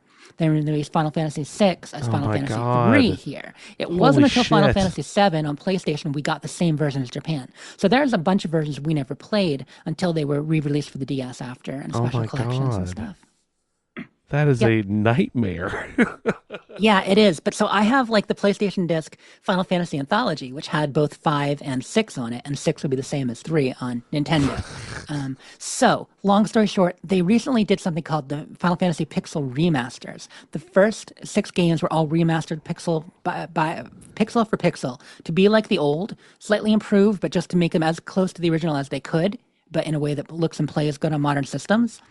So if you try to get Final Fantasy VI Pixel Remaster, you will get what you played as Final Fantasy 3 back in the day. I'll look that up. Final I'm checking to Fantasy see 6 you can buy individually now. Yeah, Pixel Remaster that's what they're version calling them. 7 Japan import only. 1987 version exclusive. No, okay. All right. Gee whiz. Let's find this game. Let's get Andrew retro turn-based fantasy style adventure. I'm gonna everybody. find it and send it to you. Yeah. And I'll get bored after 2 weeks. I mean, for sure. Like when I was so excited about Bard's Tale, talking about that specifically. I mean, I played it for like 2 weeks, and I'm like, yeah, Yep. that's enough. It'll scratch that itch. That's all I want, Mm-hmm. Exactly. There you go. There's your link to the Xbox version right there. Oh, boom. Did you put it in this chat over here? It's in our chat, yeah. But we got a Sweet. show to do. Who cares? We're going to go play retro games, you guys. See, but actual gameplay, besides not playing Grognak, found triple shelters still. Got 2 on the Xbox going, running those. It's a pretty good time. My phone shelter, I have started down the TV show stuff. So I got Lucy and the Ghoul, and I just sent Lucy and the Ghoul out to go fetch Maximus. So, or Titus. What do they call him? I don't know what they call him in the game. They'll probably call him Titus. I don't know. But they're off on that adventure to go pick him up. And then I'm hoping that we get ZX404E. What's his name? What's his code? CX404. You had it right. CX404. C as in, yeah, C as in cute. Oh, cutie cross 404. So hopefully he's next. That'd be sweet if we got a specific one of him. I hadn't seen that or heard if we actually get him or not. So That's what you should play. what? Chrono Trigger. Did you play Chrono Trigger back in the day? Chrono Trigger? That doesn't sound fantasy. Oh, you don't know that? Okay, sorry. Hey, I what game- assumed you played that one. And I don't even know if it was a real game. What game was the child version of Tom Hanks playing in the intro scene of the movie Big, when he's like, the ice wizard has melted your part, and he types in melt ice wizard, and it's like, what would you like to melt the ice wizard with? And it's like, Wasn't what that would an I like to melt the Infocom ice game wizard with? like Sorcery or something? I have no idea what it was, but like, that's the kind of shit I want to play. I don't know why I want to punish myself, but that'd be so sweet. Anyway. Oh, that is old. That is old. Oh, you actually looked it up? I'm looking it up what right now. game Yeah. is Josh Baskin If you're playing? familiar with Big, Josh Baskin is playing Cavern of the Evil Wizard. Is it a real game, or was that just something they made up for the movie? I think it's something that they made up for the movie, but they have made a Flash version of it. No way! I'm Yeah. gonna play Yeah. that. Okay, dropping another link in chat for you. Oh, holy shit! I haven't installed Flash on the new computer yet. I can't open it. That's hilarious. Oh, this is goodness. we're off the rails. So crazy. This is great. Other than that, Love Lights. Jess, you were kind of saying you were worried that, oh no, we've already missed a couple days. We're already shot for earning the first week of the getting your Love Lights right. things. I did that one. It was just like, collect 10 microscopes with your thing on, collect this, but I didn't find it particularly like time based. Like, oh, shoot, 5 days in a row you have to do a thing. It was just like collect 10 of something. So like I actually knocked it out in 2 days, and then the second week one I did immediately as on Tuesday when it dropped. I did that because I already completed. I got the kitty scratching post, the cactus, whatever we're calling it. The cactus, yeah. The cactus. I can't say it. So I'd already gotten that, so I was kind of done with the scoreboard. So I just was concentrating.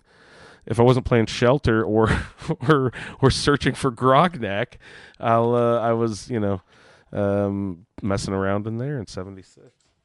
Yeah, so I think I misrepresented it because we had looked it up because I thought it was starting this week, as you know, and then last show realized, wait, oh my God, I missed it. What's going on? It already started. So it says complete 5 of 7 dailies, but it's not 5 days, 5 of 7 days of dailies. I think it's just 5 of 7 challenges. So I think that was my mistake. Yeah. Yeah, So, but 5 of 7 challenges, not 5 of 7 yeah, days. it was no big thing. Even though I did find it difficult to find microscopes, and I don't know if it was because I was on live servers and other people had already found all the microscopes, but I was just like, okay, go find microscope. Okay, well, immediately that pops to mind: AVR Medical, Watoga High School, their science room, and what's the other town? Whatever. The by the airport, they have the high school, Morgantown High School. Their science lab and Vault Tech University. Those are like the ones that pop in my head. So I was just like, so I checked all those places and they're all gone. So I'm like, okay, well, let's go try them on a private server. And I found a couple, but meh. We were just at one of the best places, the West Enclave Tech? Research Facility. Oh, No, right. yeah, 2 weeks ago. That Enclave, or 5 weeks ago now, but the Enclave Research Facility there is really good with sodas. There's tons in there. Yeah. So we had just find lots of microscopes, etc. Oh, there was one biosensors, something fiber optics. I don't remember what it was, but that was kind of annoying too. But yeah, those challenges weren't anything big. I found the second week much easier, and I was also disappointed because I went and built the lights, and I was expecting to be able to build a couple of them, but is there a limit of one of those lights? Oh, gee, I don't know. I would I have tried thought to, there would be at least because two. there's 2 angle positions I think that you can build it at.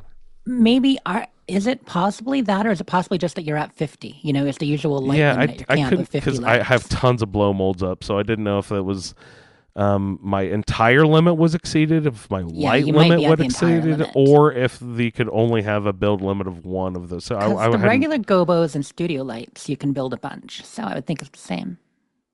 Yeah, I wasn't sure, but I wasn't sure which limit, but I definitely hit some sort of limit. I could only build 1. But so that's pretty much my gameplay. Let's see what Triple Shelters, Love Lights, Grognak, Uncanny Valley. No, I think that's thing. Oh, Shadows. I didn't mention Shadows. What kind of shadows? My wife and I like to watch television programs in the evening as couples tend to do. Generally, we despise each other's television shows, so it's rare that we. Don't tell me Dark Shadows. You guys didn't watch Dark Shadows, did you? No, that's that old vampire soap opera. soap opera from the 70s, right? No, not that one. But she was watching some show, and I always roll my eyes at vampires. I think vampires are just sort of like overdone, overplayed. Okay, let's make up a new monster already. I also feel kind of the same way about zombies. I think, okay, all right, great, let's make up a new monster already. But she was watching this vampire show, and I was like, oh, what are you watching? She's like, oh, a vampire show, and I'm like, roll my eyes, and I'm like, ugh. Pull one of those. It came from the shadows? No. And so then I hear a very familiar voice, and I'm like, Codsworth? Matthew Berry, yeah. I was like, what is he doing? Oh, that guy's in my Fallout show. What are you watching? She's like, oh, What We Do in the Shadows. And I sat down and watched a little bit. What We Do in the Shadows. Oh, it's so fucking funny. It's, it's the Tiki Watiti. Is that his name? No. Taiki Waititi, yeah.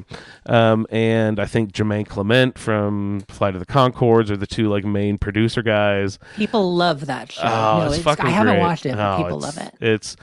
I was giving it a hard time at first, but then I totally got fucking sucked in hard. Nice. And it has, like, one of my favorite characters is this guy. He's not a real vampire. He's a psychic vampire. So he, like, sucks your psychic energy from you instead of your blood. You kind of love sitcoms, right? You kind of like comedy sitcoms. Yeah, I do. Yeah, I do. But this one character is just so great. I saw him recently on Better Call Saul is like this obnoxious sort of like, pharmacist drug dealer guy, and then like I've seen him pop up in The Office and a few other places, but he's a really funny character in that show. So I've been really enjoying that with the wife.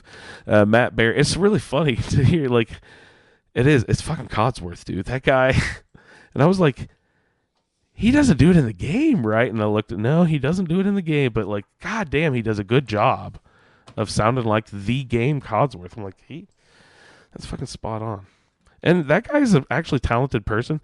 One of my pet peeves in life is watching people, watching actors pretend to play sports and instruments. When it's super obvious to me, like, if an actor is just fucking terrible at basketball, they're like supposed to be like, the all-star on the team, and they can barely dribble with their left hand or whatever. You're like, oh, this sucks. Or musicians who are always just like moving their fingers, and like you can tell that they overdub like stuff on top of it. But so what was I saying? The Matt Berry. I don't know. I just thought that he was very talented, because any scene that he's in that had like music or whatever, he was actually sitting down at the piano and he was playing it. Or like there was an instrument, he was actually playing the instruments, you could tell. So like I just have this really, newfound respect for the dude all of a sudden. I'm like, I don't even know anything about this guy really, other than like he was in the Fallout show.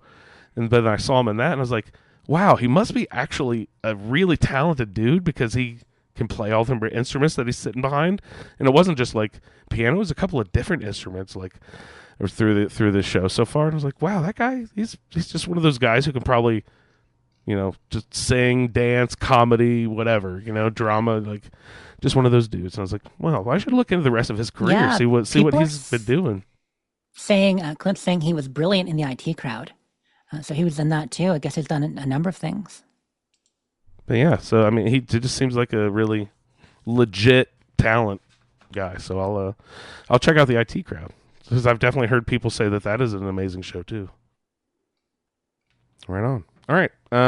So yeah, that's even though that was almost zero gameplay, that's been our gameplay. So we got some game time to get into.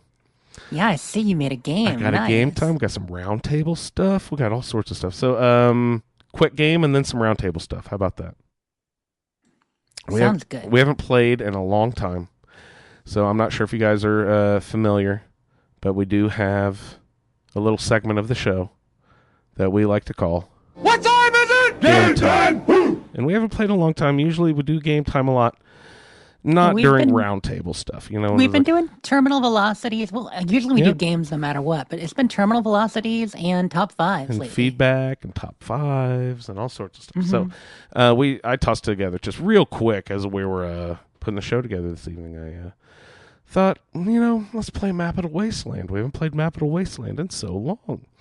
So, guys, for game time tonight, we are visiting Fallout 76 again, where we are now. So, Ray and Jess, we'll bounce back and forth here. Do we buzz in or bounce back and forth? I don't remember. Bounce back and forth. Let's bounce. Or the east, west, north, south thing. Bounce with me. Okay, Ray, which is further north here on the Fallout 76 map? Arctos Pharma or the Atlas Observatory, which is further north? Arctos or Atlas? I'm going to go with Atlas. Atlas Observatory indeed is correct. And there was much rejoicing. All right, Jess, to you. Which is further south? Huntersville or Foundation? Huntersville or Foundation? That's funky. I'm going to go with Foundation being a little further south. Foundation is indeed a little further south. And there was much rejoicing. Good job. All right, Ray, back to you, sir. Further east now, going further east. How about Atlas Observatory or West Tech? Which one is further east, Atlas or West Tech? I'm going to go with West Tech. West Tech is like a quarter of an inch on that map further east. You are correct, sir. And there was much rejoicing. Okay, further Further west here, Jess. Further west. Atlas Observatory or Foundation? Okay, this one I think is easy. I might be wrong, but I'm pretty sure. Wait, I was gonna say Foundation, but then I realized no, because Spruce Knob and it goes like this. Wow. Okay, that is hard. Atlas. Atlas is further west. Oh, no. No, I'm dead wrong. Dead wrong. I would have gone that way too. Atlas Observatory. Slightly Wait, further I was right. east. Okay, I was right. No, I said further east. East. Foundation is further west, just a little bit. And I was a dick because I'm like looking at things that are almost in line with each other. I mean, that was totally my instinct. But then I'm picturing like the bed and breakfast and the way that, the Savage Divide kind of meanders a little bit east as it goes down. It does. You're right. The So whole that's- comes at a little angle on its way. You're right.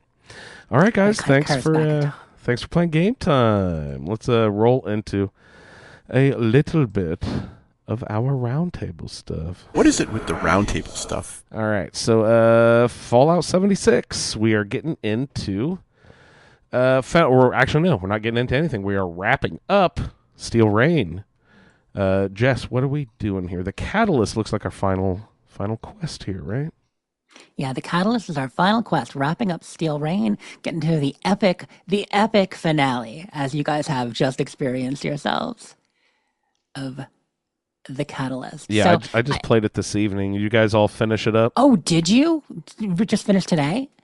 Yeah. It's the first time I've ever played this quest line Right. too. I played Well, the first half, but I'd never played through the second. That was the case for second last half. week. Was your first time? Well, actually, everything in Steel Rain has been your Right. first time. Yeah, no, I haven't played any of And Steel same Rain with Ray. yet. Yeah. This is new to all of you. It's old hat for me. So And I kept meaning to play. I need to get this knocked out because I don't know how long it's going to take. I need to get Right. this knocked out because I don't know how the time. Now I'm going to play No Man's Sky. Need to get this knocked out. Now I'm going to play New Vegas. I'm going to get this knocked out. Now I've got to do an episode of Butcher Baker Candlemaker. right. Oh, we got postponed today. I better go play No So I'm Man's going to Sky. play No Man's Sky.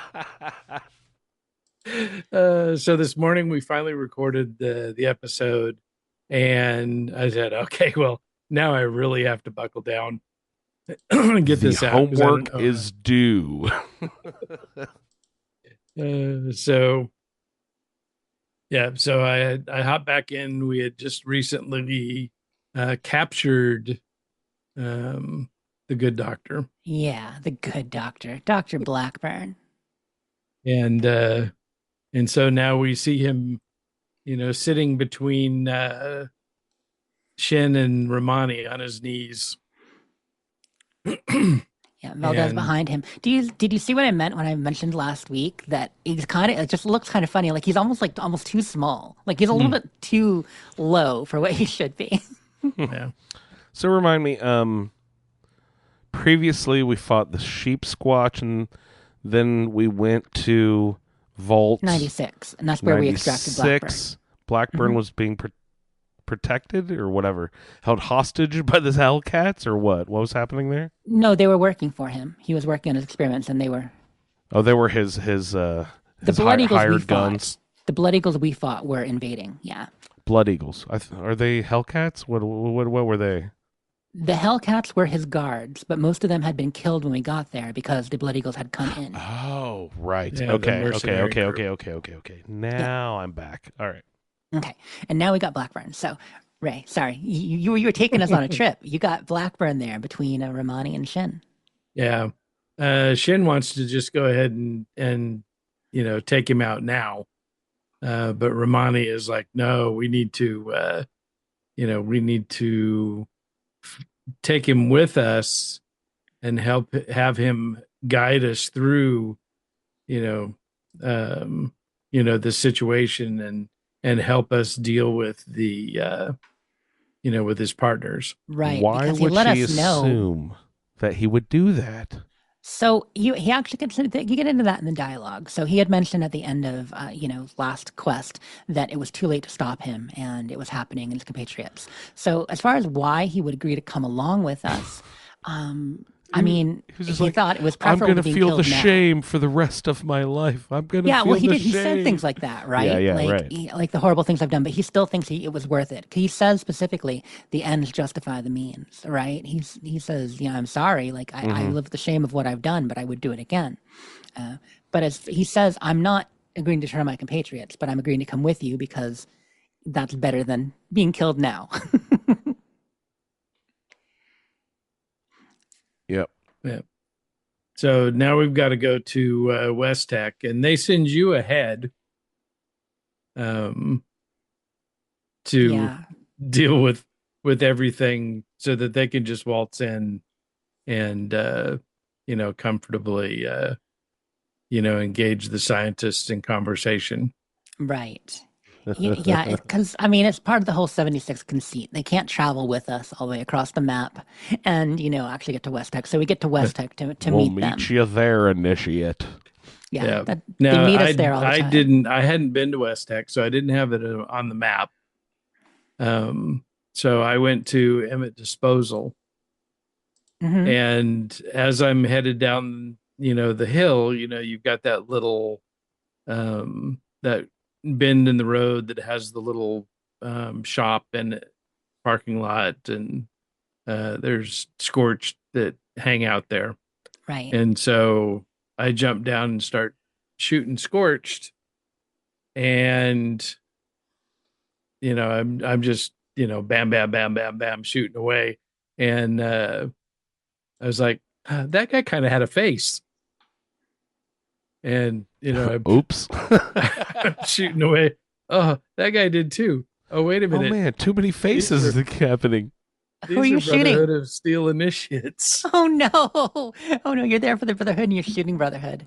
They weren't actually getting damaged though, were they? Oh yeah, no, they were dying. What? Wow. Yeah, you can take them out. I mean, if it's the random NPCs on the map that spawn, Yeah, you can. and take that's them what out. it was. It wasn't. I thought, oh crap, I've just taken out the people that are supposed to help me clear out the. That's super mutant. hilarious. But, no, it was just they happened to randomly spawn there, and so, oopsie. My closest location was the East Lookout, where they were actually testing the weapons when they were testing the Hellstorm missile Yeah. launchers from earlier in the quest line. So that's where I went, and then went to the west, and I had to go past a number of tents, an old campsite, military campsite, and then up and around to West Tech. Yeah. Yeah. So, once you get there, of course, you have to clear out all the super mutants that are on the outside. And then you have to clear out all the super mutants that are on the inside. Yeah, and there are plenty, and they're pretty tough. Yeah. When especially you're lower since- level. Yeah, I think I was 37 when I went in there. Yeah, I was 34 and finished around 38. But doing it all during double XP helps. I might have been I think maybe I just turned 35, but I finished at 38. And so you've got to go up to that upstairs control room and unlock the door so that you can go down further. And so once you've got all the super mutants cleared out, then Shen and Romani show up with the Yeah, finally. with the doctor. Right, because you have this location on your map that you can find, but you still, like, if you don't do West Tech regularly, and I'm sure most people listening have done West Tech a few times, you've got to find holotapes to get in through certain doors, and then you got to get up, like you said, to the upstairs control room to open this area. And then there's this door that's not normally active, but for this quest it will be. And you can talk to them, you can get the terminal, and you go into, is there an elevator there? It's an elevator, right? Yeah. It usually has an out of service sign on it. They opened up our access. That's exactly it. Yeah. Because, I mean, it's an instance. When you're in there for the quest, it's an instance. So, anyone coming with you has to join on team leader and such. But it was sort of an odd thing because, I've run West Tech so many times that's so secondhand now that you just know where to go. You know where the super mutants are standing. Okay, there's going to be one here, there's going to be two here, there's going to be super mutant hound here with two guys on the other side, one guy up on the balcony. You just know where they're all going to be standing. And then you go down this elevator and you're like, Where am I? Wait, this is new. Yeah. I've never been here before. I've Yeah, no totally. It's all recollection old of this hat. place. You know where the vats are, the vats of the green stuff, and to avoid the goo Yeah. and that. I hadn't been in West Tech for a while, but I mean, it's still back of your hand after you've done it a few times. Right. And yeah, and that's just because I've done the XP grind stuff before. I'm done with that shit though. It's good XP there. So yeah, doing this quest during double XP. I mean, Oh, right. Double everything. why we got it. Yeah, because I mean, I had cranberry, I had some canned meat stew. Because I was at Mama Dolce's the other day, and then nice. Stelior popped by to help with this for a little bit, and I got a lunchbox. Lunchboxes everywhere. It was great. XP raining down. Yeah. But so anyway, like you said, Shinramani show up, you get to the elevator. Oh, you get to the elevator, you go down, and then Shinramani show up, right? After. I think they're in the room when you show up to talk to the scientists. They're sitting there waiting on you, right? So they're like, thanks for clearing the way. Oh, wait, you beat me here somehow? Right? Isn't that how it happens? I think you saw them briefly upstairs before you go in through the one door, and then you see them again after the elevator. I think. I couldn't remember, but I thought, like, wait a second, how'd you beat me here if I cleared your way? Never mind. I must have been mistaken. But so you do that, and yeah, so you're in the fancy room now, right? And they are there with Blackburn. And this is the same room on the far side as you go through the fancy room. Oh no, wait. There's two. So the first room where they come in, they've got the huge computer set up, and you're talking to them, and you've got to shoot a few things and get through another. Yeah, you're talking to the scientists through glass, right? Because they're locked in another section. Yeah, so that's like the second room you get to, isn't it? I'm trying to remember how it's actually set up. Because there's a large room with the computers in between, right? Like a big old archway full of computers and stuff. And you've got to do that before you get to the room with the scientists in glass. I noticed. But anyway, long story short, there's just a couple rooms and you get to the scientists. I noticed you have the word scientists in our show notes in quotes. Yes, sorry. Are they not doing real science? What are they? Are they they fake science? I put that because I mean Dr. Farha and Dr. Painful, whatever his name is, Dr. Payne something, like they're scientists, okay? They went to school, Blackburn's scientists. But then they picked up that rando that Dr. Farha took pity on, right? What is her name? Not Cassie. What's her name? Nellie. That's it, Nellie. And Nellie was just a wasteland scaver who happened to break into Dr. Farha's house, and Dr. Farha took her under her wing to teach her science. But she has questionable morality. And, we'll get to that in a little bit. But that's why they get the quote. Thank you. That's cool. They're playing with FEV, bad, and also Nellie really shouldn't qualify. Like she's got a lab coat, but come on, you wear a lab coat. I mean, your character, not you, Andrew. You are a scientist. It's like I actually have a degree. Yes, you do. No, you. I mean your character. They have a lab coat too. Yes. But anyway, so you get in and you talk to the scientist, right? And Blackburn, you have the conversation. Ray, how did you tackle this? Like, are there many decisions that you have to go through with them? I think you're pretty much railroaded however you do it, right? Yeah, there's lots of options, but they all end up the same, where you let him go into the room with the other scientists. Mm-hmm. Killing and eating him at that point is not available. He's like, will you quit chewing on my arm, sir? I mean, your meal's under glass, Don't you so know it's well preserved. I'm essential. That's awesome. So so you have the conversation and you work through what's going on. And of course, Blackburn is still standing his ground about that he feels he was doing the right thing, but he's agreed to, shut it down. And initially the scientists are all like, no, it's too late. You can't stop us. We're going to do this. We're going to help Appalachia, blah, blah, blah. But of course, if you poke at it a bit, and if, especially Dr. Farha, if you say, have you tested this? And she has to admit, no, but we've gone through all the math and, we've tested everything else. And we know we've gotten rid of the last remaining variables. And the other doctor is the same. And Nellie, of course, is convinced that whatever they're doing is right because she doesn't really care, But if you push it a bit, she does start to admit, like, well, no, you're right, we didn't test it. Maybe there is dangerous. Maybe we have gone too far. Maybe we should wait. But they can't stop it because Blackburn then pipes up and says, even if they wanted to stop it, they couldn't. You need me to do that. Yeah, because I've got the code. Yeah, he's locked it to only his code is going to be able to stop it in order to abort the machine.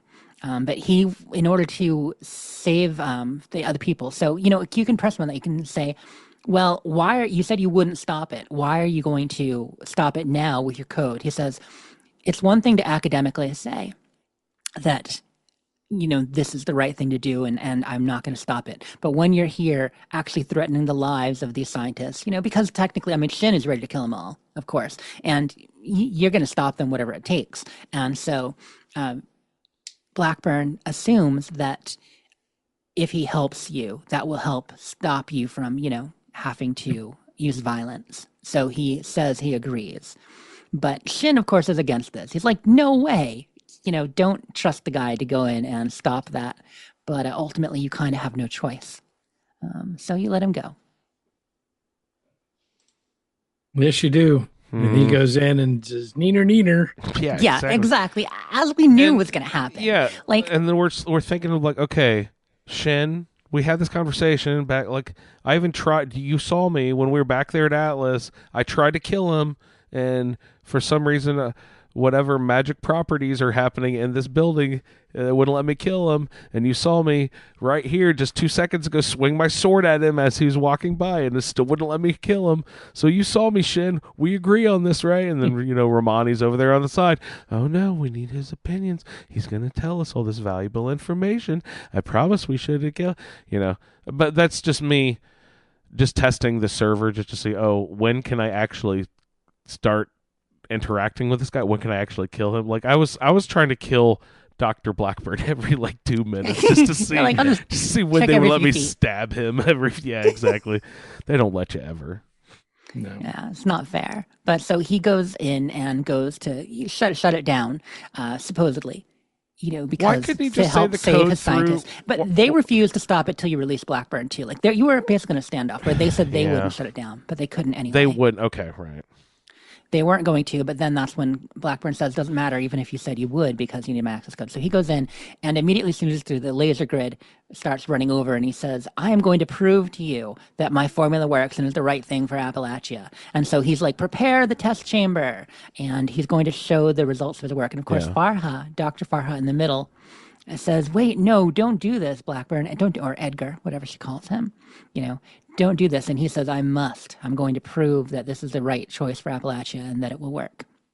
So he drops himself into the big old test vat. He's got all these things happening. And meanwhile, you've got to find a way to stop him and, see what's happening. And boy, it works quick. Yeah. Right? Has that always been an instantaneous transformation? Like, does FEV take No, you see time? him cooking in the jars all the time. Yeah, no, it usually takes a long time. And I mean, think about, FEV can work pretty fast, but not like that. He's got a special formulation. So, of course, when you see this happening, you've got to stop him. So you've got to find a way in because you can't get through the laser grid. But it doesn't take too long to find there's a hole in the floor that you can go back and drop through. So you go through, you drop down there, you go rushing in. As you enter this large chamber, which looks amazingly like a battle arena. Like, I don't know about you, but this test chamber really has battle arena written all over it. We've got a little circle in the middle and little ramps on the side and a loop around. It is. It's a plus sign with a circle in the middle with, like you said, ramps each direction with hallways connecting the ramps up around the top. So it's literally that like battle arena shape. Yeah, that's accurate. Yeah, but Blackburn is in this big old vat exposed to the FEV, and it goes crash, splash, and you hear the scientists yelling, "Oh no, what's going wrong?" But Blackburn, who could have starts foreseen screaming this? Oh, yeah, exactly. And it smashes the way out, and you get all the green stuff, and he's turned into a super mutant behemoth. But he's got like a weird like arm club, and now that's part of his arm, right? Like he doesn't actually have a club. It's his physical body. I thought he was holding it, but I never really stood still to take a look. Yeah, maybe it's a piece. It is a looked like club a of sorts. It must be a piece of glass the sword. equipment, It looked like right? an axe with weird like blades. It was like almost like Yes. glass blades instead of like metal or something. It was weird Solior weapon. just dropped a picture in chat of when we were fighting it, and it does kind of looks like it has a beam on it of some kind and curved metal. So it must have been part of the chamber that when it smashed, he was able to When it grab. broke, he just grabbed it. Mhm. And boy, so thank goodness Shin is there. Because if it was just Romani, We know Oh, what she does. Lord. we know what she does. But since she was kind of shamed into helping you fight it because Shin was fighting it, and she Yeah. didn't want to look like the weak leader. Oh, Right. jeez. They're both wailing away with their Gatling lasers. Right. Yeah, Is that but what Shin this- has too? I know Romani has a big old Yeah. Gatling laser, but they're standing there in the And- power armor and shooting the guy. But it doesn't really phase them, does it? Not really, but It draws he attention comes at after least. you. Yeah, he comes after you, but if you can get far enough away from him, then he'll focus on them, and then you can stand from a little bit further away and blink at him. Until, Ray, you run out of ammo and all you have is melee and you go, fuck! Yeah, I had to pop into the Atom store real quick and buy a repair kit because You lost your gun. my plasma pistol. I broke. never even thought of popping into the atom shop for that. I was in a similar situation. That's so smart, yeah. I have 2 good guns, I have 2 guns, one for each of you. and my best one, it failed in the middle of West Tech. So I had to switch to just the Fixer, which has a lot of bullets, but isn't quite as powerful. And so I did all this with a Fixer. That would have helped. But luckily, I had Romani and Shin, but I also had Solior hanging out, like I said. So, he was able to distract a bit while we were in there. But he focuses right on you. Like I wasn't able to get him to focus on them much at all. Once or twice he attacked them. He was mostly just chasing me everywhere. Really? And he has that green stuff. So like he's, splashing he's got different cycles. Yeah. One of the things is when he throws the green goop there, you start glowing green yourself and you go slow. You can't run, you can't sprint. So that makes it really hard because you're essentially just, it's like you're cucumbered and he's whacking you with this big old club. Yeah. It's dangerous. Yeah, it was spirited. Did either of you die or did you make it through without dying? I died once. Okay. He had caught me and cornered me. I couldn't get past him, and there was no getting out of it. I didn't die, but if I was solo, I'm positive I would have. I'm like, because I got pretty close at least twice during this fight. Yeah, I died a he ton of was- times because he I was had focused. no ammo. Yeah. That's really hard. Fortunately, I had plenty of ammo. And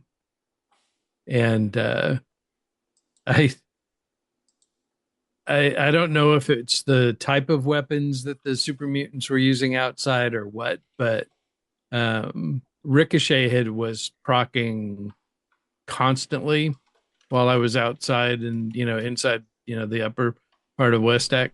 Yeah. And so I didn't really use that much ammo on the super mutants because they were both, mostly, I just kept saying, "Oh, stop hitting yourself! Stop hitting yourself!" And so Ricochet awesome. doesn't just deflect, it actually bounces the damage back to them? Right. Yeah. Oh, cool. Yeah.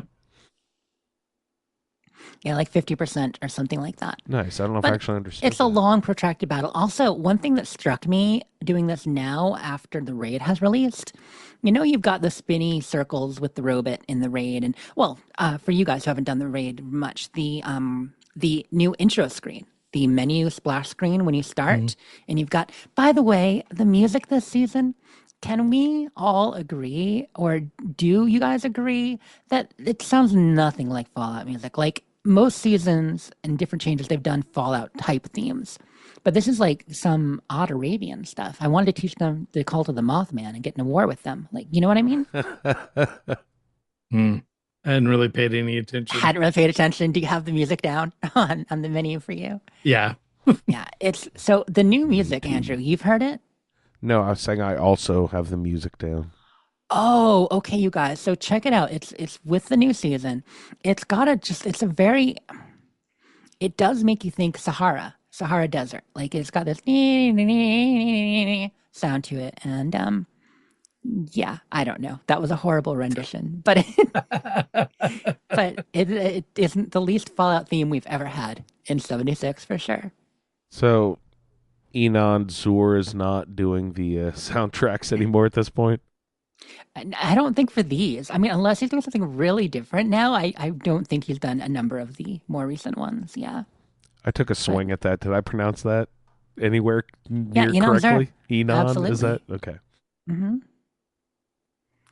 But anywho, but what I was saying was that thing in the middle that is on the main menu screen now and is here in this room with Blackburn is also in the raid. They kind of reused the asset just in a different format, which I only noticed when doing this. I mean, it might not be exactly the same, but it looks very similar. So that struck me. But speaking of things striking you, so Blackburn hits you over and over again, but eventually you win and you die and he collapses. Was the model of the bad guy exactly a super mutant behemoth? Because it felt more It compact. was a little bumpier. It felt Yeah. like more compact too, like not quite as tall, but wider or something. You know what I Yeah, mean? no, he's definitely unique, and he's got the reddish green boils and stuff. He looks a bit different. Yeah.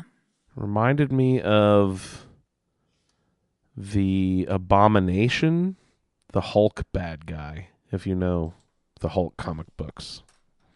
I don't, but Mm-mm. it sounds It's cool. just think Bad Hulk. And Shin, of course, during the fight and afterward, is basically like, "I told you so."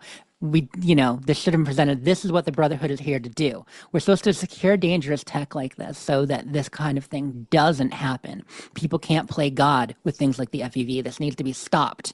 And, Romani agrees, but she says, you're right. This is a good reminder, but we need to talk to the scientists. So at this point, you now have to try to talk to the scientists. You go up, you find an intercom by the door into the lab area where they are, behind glass, and you have a speech check. You go in, you can talk to them and just, let me in. They're like, no, Blackburn is gone. The plans are messed up. We're not going to launch the FEV. We can't, I believe. I think she said that she would shut down the production and distribution of FEV, right? Yeah, no, because she got Blackburn's access code at this point after he put it in. So she says, we'll stop it, but she refuses to let you in. So if you can do a strength or charisma check, Yeah, there's you not. can probably I get thought it was through. cool that it wasn't just a speech check, but it also, a strength check too. I was like, oh, Yeah. that's fun. But otherwise, you have to hack the terminal to get in, which really, I mean, isn't that hard. It's like what, a level 1 terminal or something? It wasn't, I don't remember being difficult. Yeah, well, and I've got the legendary perk card for lockpicking. Yeah, exactly. And so I just walked over to the terminal Master and it opened right hacker, up. and it popped right open.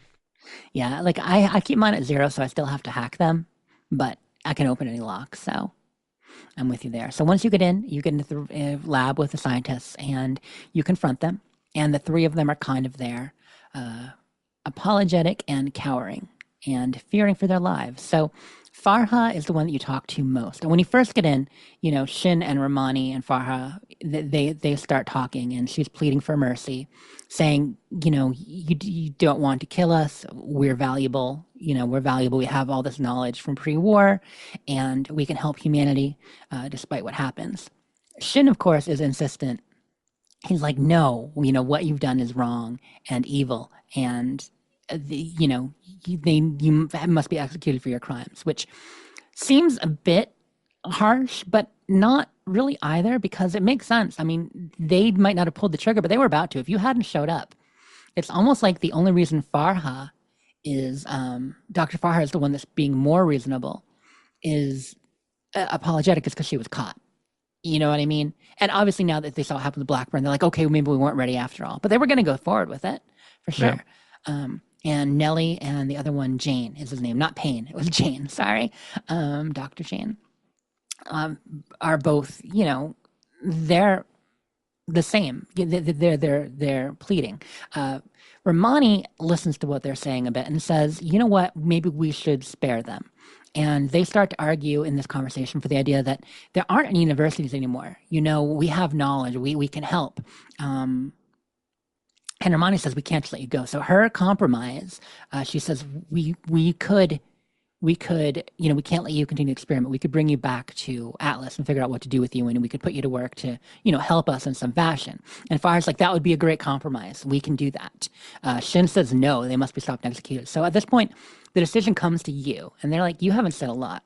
And so you can unilaterally make a decision, or you can talk to each of them. Because I'm an initiate. Yeah, and you're right? a paladin and a knight. Yep. So But make it up You to want me, right? me to make the call. I mean, they're kind of just involving you. Like, ultimately, I think Shin or Romani would be the one to make the call if they disagree. Well, obviously they disagree because they're disagreeing with each other right now about what to do. But the doctor looks to you, and so you can talk to each of them to help make up your mind. And when you talk to Dr. Farha, she basically says that she still has the same goal. She wants to work on this kind of project, but she's heard about like the serums that happen with like the enclave. She's like, maybe we can work on something a little bit more targeted, a little more focused. But you talk to Dr. Jane, and Dr. Jane, he wants to continue to work with FEVs. Like, I know that what we did maybe went too far, but I still think we're on the right track. We need to change and adapt for the wasteland. And so he still wants to work on it. And you talk to Nellie, and Nellie says the same thing. She's like, we're almost there. We got it. I'm going to keep trying. Next time, we're going to get it done. We're going to fix it. So you're kind of in a place where the three of them, one of them is a little bit regretful. The other two, not at all. So the first time are not really, like, they're worried. You know what I mean? Like, if you go deeper in Nellie's dialogue, she mentions Dr. Jane would occasionally say, do you think we're doing the right thing? And he was worried about what might happen from it. But still, he insists on continuing to do it. So, yeah, basically you're set to make this decision. And so you can ultimately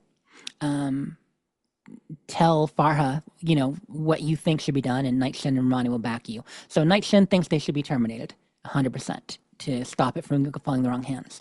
Romani is saying the elders is right. The elders are right. So he's saying the elders are right that we should execute them to keep it from the wrong hands. Romani is saying the elders would actually want to capture them and bring them back and protect the world from them, but use the technology. So they're both thinking they're arguing on behalf of the elders. Romani makes a bit of sense. Like, I would have gone her way, but after talking to them, I don't think you're changing these guys. They don't really feel bad about what they did. They feel bad about being caught. They feel bad about what happened to Blackburn, but they want to keep experimenting with the FEV. So I made the decision, sorry, you have to be executed for your crimes. How about you guys? Yeah, I would have been okay with just killing the guy and the Nellie, right, and sparing Farha. Scientist chick. Yeah. And incarcerating the other one, because I think she would have worked out. But you didn't really have that option. No, you didn't. So, and after that big battle with Blackburn, I was so hungry. Oh, so hungry. I mean, my belly was gurgling. Borborygmi was just off the charts. And so I shot him and ate him. You got to scan at least one, but you can kill the rest. So no, you can kill them all. Nice soundbite there, Andrew. How about you? So how did you resolve this? Kill them all, man. Kill them all. So here's the thing. The first time I did this with my main character, my regular character, I sided with Romani. Okay, because you've got the fight there, you've got them back and forth, and like I've said a few times, I really identified more with Romani in my first time playing through the quests. But this time, Shin has made sense more than not. This is the one circumstance where he didn't make as much sense. He seemed a little bit more extreme, because there's a chance that if you had have incarcerated them, brought them back, worked with them, after, a few weeks or months or what have you, they would realize, God, we really did go too far. This is just in the heat of the moment. They were trusting Blackburn, their leader. They were doing what they should. But yeah, this time, like I said, I wanted to see something different. And I also felt after talking to them that they're not going to, they're going to keep trying. So if you side with Romani, Shin, he's furious because you guys didn't see this. He's well, he's always angry, but he's angrier. And he says, I'm sorry, Romani and the Vault Dweller are only going to repeat the mistakes of the past. And he's going to return to New California. He's going to go back to, the Brotherhood base in Lost Hills. And he's going to take some of his initiates with him. So, because, a lot of the initiates here report to him. So, like, I'm taking my initiates. Whoa. We are going to head back to Mariposa and Lost Hills. We're going to tell the Max and the Elders of what you're doing here, Romani. What you're doing is wrong. And you have to be stopped. So he makes a stand against her. And since he can't just take control from her violently or doesn't want to, he is just going to take his things and go. What we saw this time, when we side with Shin, Romani says, I'm sorry that I can't sway you to my way of thinking. I thought the Brotherhood could be a force for good. I realize now that between the elders and people like you following the dogma of the Brotherhood, there is no way that I can make the Brotherhood what I want them to be. And so she's going to leave. Ooh. And she just walks off because she said, I will not watch you murder them in cold blood. Yeah, I thought it was cool when she made a comment about how Maxon regretted going too far with Mariposa. Yeah, that was a good comment. Yeah. Yep. She was just like, no, he just went in and slaughtered everyone and then had no one to ask what was going on. You just kill everyone, then you can't find out any information, So he was regretful of going in and killing everyone. Yeah, so you probably don't want to do that here right now because you'll want one of these scientists so he can actually figure out what the fuck is going on. The elders did the same thing. Max did the same thing. And Romani says that, and he regretted going too far. But when you know what happened, I mean, he interrogated them one by one and he did end up killing them, a good number of them, trying to get the information. But this is different. This is different. So anyway, we all sided with Shin this time. That's really neat because on my main character, I've got Romani back at there. But Shin's going to take over. He's going to start leading the Brotherhood here. So you can dispatch them. Now, it's kind of a sad thing dispatching them kind of in cold blood here because they can't really fight back. You really are just executing them. You can ask Shin to do it for you if you want. But, I mean, I wasn't about to do that. I don't know about you. No. They, you have to swing the sword yourself. Yep. So it's just one shot to the head. Pop, pop, pop. I might have posed for a picture with Dr. Farha. I felt like peace, bro. I don't know. I was Later. heat of the moment. I'm like, this is horrible. But I've got like two headless corpses here and Farha in the middle going, and I'm like, great time for a picture. I posed for pictures with them too. Did you too? Nice. We are ridiculous, but they might have been laying on the ground and there might be stuff flying all over the place, but I'm gonna share one in chat if I actually have. It might not have come through yet. New computer might not have synced the pictures, but yeah, it's my character's named Hard Knock Holmes after Sherlock Holmes. Like he's supposedly like he's an incompetent detective type, on the case. But in this, he was more like H.H. Holmes, the serial killer. I just felt really bad, but it was kind of fun, to be honest. So we took him out. That's great. You took pictures too. Anyway, so after we take care of the dirty work, we're going to meet Shin back at Fort Atlas. So we got to go back to Fort Atlas, go inside, and Shin is having a meeting there with the remainder of the Brotherhood, the initiates there, and because everyone there, besides him, Romani, and Valdez, are initiates. Like they're almost all new members. They left when they were 4, and Knight Connors died on the way. So you're down to just Knight Shin, Scribe Valdez, and Paladin Romani. And so now Shin is the ranking member. So he's explaining, what happened, that Romani has left, but they're going to make the Brotherhood stronger. And he gave a really good speech, to be honest. I thought it was kind of motivational, empowering. He frowned a bit like Shin, but he also smiled. And then he, after says, what they're going to do going forward, he calls you up and they name you Knight Errant because he understands that you're not committed to just the Brotherhood. So they come up with a title, blah, blah, blah. Mm-hmm. And they call you Knight Errant. And you get lots of cheers along the way. So that was good. Yeah. So while I was standing there listening to his speech, 2 of the initiates that were standing next to me were running through their idle dialogues. I had a little bit of that, but not much. Oh my goodness. You're like, shut up, be respectful. Put away your phone. One of them even makes a comment that Shin would be mad at them. Well, and he's going to be mad at you for talking during his speech, Michael Ed. Quit talking over the master. So I did. So I looked up errant. Because I knew the standard definition. But like an errant result, like an outlier, that sort of thing. Yeah. Erring or straying from the proper course or standards. But there's also a literary definition. Okay. I'm not familiar with this either. Traveling in search of adventure. Oh, that makes way more sense. Okay. Yeah, well, I mean, because knight errant is a classic thing, so that does make sense. Well, I guess knight outlier also kind of makes sense too, though, because you're not really part of the group. Yeah, but a knight at large and such, kind of like what you're saying, that makes the most sense. Yeah, probably. Neat. That's cool. Thanks for looking that up, Ray. I wonder. It doesn't look like my pictures from yesterday synced. I hope I didn't delete them. That's a little frustrating. Anyway, sorry. Totally separate thing. Because I got some great pictures during the game yesterday too, like that I want to share. So we'll see.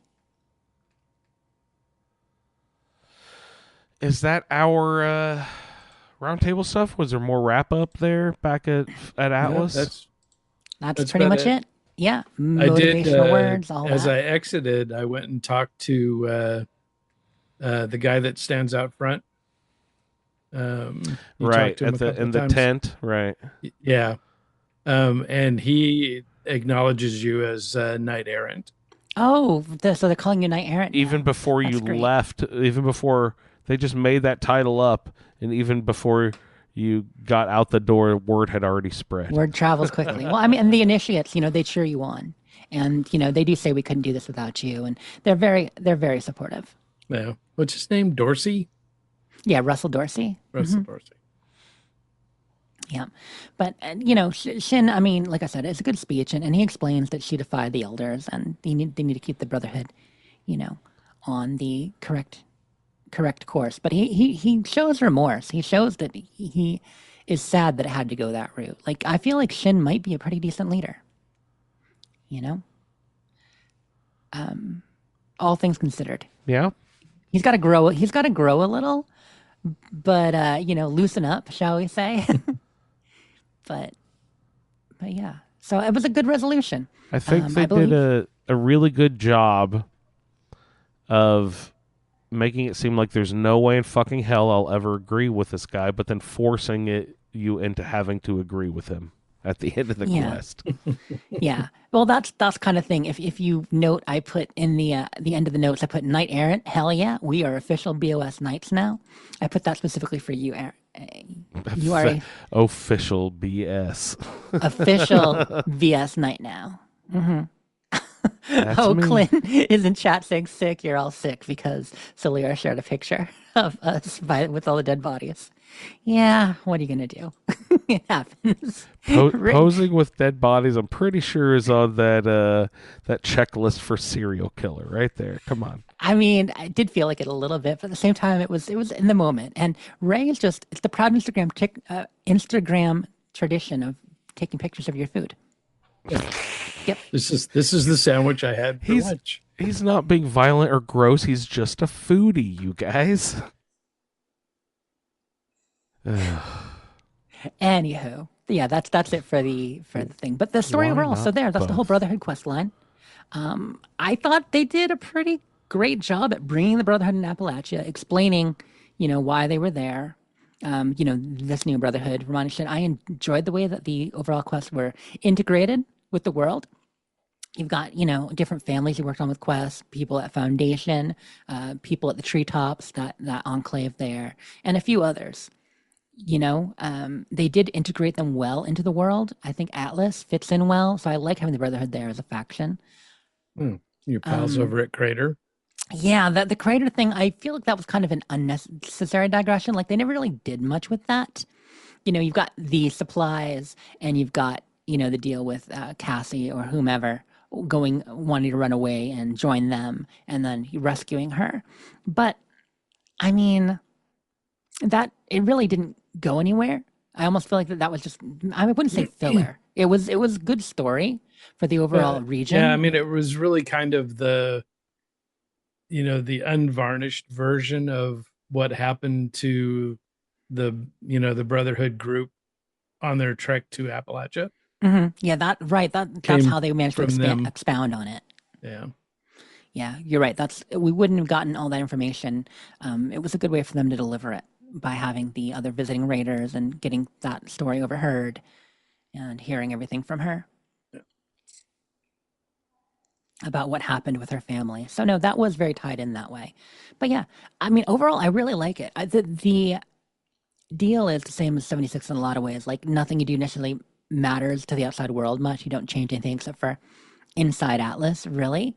But I consider the story worth the journey in a lot of 76 stuff. So a lot of these quests that don't necessarily change the world state, everybody sees the same thing. The world it just keeps going on. At least we got the story, and I thought it was a pretty good one.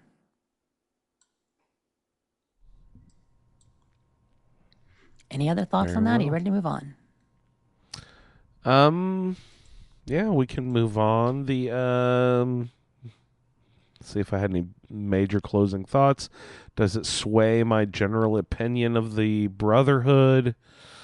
Not generally, but it does make me feel good that people like Romani are there, and it would make me sad if she left, because it needs, every good organization needs checks and balances, you know what I mean? So like she is a good check to Shin's his hot-headedness and whatnot. Right, blind adherence to the rules. Right. But other than that, let's see. I thought the sort of quest style got a little, I don't want to say repetitive, but it was like, all right, now we're going to go here, and you're going to have this really fucking hard thing here that's going to kick the shit out of you for a little bit. Okay, then you're going to go here, and you're going to have this little bit of boss fight that's going to kick the shit out of you, and then you're going to go here and have this boss fight that's going to kick the shit out of you, blah, blah, blah. So it's just like, okay, it's a little, and it was different things each time, I understand, but it was just like, just sort of like the structure was slightly repetitive, I guess. I don't know. Yeah, the last four quests all kind of felt like that. Like, you're on a quest. You're leaving the Atlas Observatory. You're going to this place. You're fighting through things. Then you get to the toughest part, and then you're done. And yeah, but I guess that's what most video game quests are structured like, right? I mean, come on. It is. It is. It's all down to the story and the way it branches and stuff. And in 76, they're a little less multi-part. I would say maybe the most involved one, I mean, Treetops was pretty involved because you have to talk to them first before you go and fight Dagger and get the stuff and go back. And then the one in Foundation with the Hailstorm missile launchers were kind of like that too. Where, you've got the wrench in the gears where you're going to Foundation to get stuff and trades, but then you find out, oh, they're not here. They're with this guy. And then you go and you find out, oh, wait, these people are dead. And where's the guy run off to? And, there's multi-steps. So I found the multi-steps one were a little bit more interesting. The last couple that we did last week, even though there were steps, I mean, meeting Romani and going with the Blue Ridge, I'd say there were still some cool steps to all of them, but it did start to week after week feel a little more repetitive. The Blue Ridge part, yeah, that was before it started feeling ultra repetitive, I guess. And right after that part, you're right. And then with 96. But I think it's partly the way that we're doing it bi-weekly. It's like, in this week's episode, this is the adventure we have. Yes, exactly, right. Yeah. Whereas a lot of times with roundtables, there's more variety to it. But the nature of the way these are set up with the roundtable together, I think added to that feeling. Could be. Good philosophy. All right, nope, that's my thoughts. Ray, do you have any closing thoughts on Steel Rain? Steel Rain. No, it was interesting. I'm glad I did it. Yeah, now you know. All right. Looking forward to. Remind me, Jess, what's the next? Skyline Valley. Skyline Valley. So what is that actually in reference to? Is there a real valley in West Virginia called Skyline Valley or anything like that? Do we know? What's I mean, it's Shenandoah Valley and Shenandoah area. Shenandoah, okay. Skyline Drive is the road that goes across the north top of Shenandoah Valley. So they're using Skyline Drive. Okay, cool. To refer to Skyline Valley. Now, someone local to the area might actually say that there is a region of Shenandoah called Skyline Valley. I don't know. But the biggest reference is to Skyline Drive running along the side of Shenandoah Valley. And we're in, it's the Blue Ridge Mountains, right? Of Appalachia? At this point, That's in yeah, the song, I think we're right? hitting the Blue Ridge area of Kentucky on this part of it. I'm not sure the individual It's split up. Virginia. Yeah, right. The state of Virginia. Right, but Kentucky Shenandoah's. on Yeah, you're right. It's the Northern west. Virginia, isn't it? Yeah, no, we're in Virginia, of course, West Virginia, and then down to Virginia for the Shenandoah Valley. I didn't realize technically. we across state lines. Where? Okay, cool. I'll have to look at the map closer. But it is Kentucky to the west, right? I have to. Ohio, Kentucky, yeah, would be next. Actually, not Yeah. here. No, you're right. Not really. You'd have to go further south to actually get there. But it's because the way that the map is set up in 76, it puts it on the south side of West Virginia, even though technically we'd be on the mid-east side of West Virginia on the real map. It contorts it and compresses it a little bit too. It's a little skewed. Mm-hmm. Very cool. All right. What else we got here? Let's roll into some iguana bits. Jessica, to the office, please. Jessica, to the office. Your iguana bits are ready. Please come pick them up. Get them. Okay. Well, I've got some exciting iguana bits first. One of them I added while you were talking, Ray, talking about playing some Fallout New Vegas, and this I had meant to add to the bits today and forgot until he said that. But Helios, have you guys heard the Helios news? No. They are Please say it's not real. decommissioning and closing Helios. For real. So the real Helios. Oh, they already did that with the California one. Yeah. So this is the Ivanpah Solar Facility, is what it's actually called. Ivanpah Solar Power Facility had 3 of these arrays. And as we know, these were the biggest the mirror of things. the concentrated solar plants.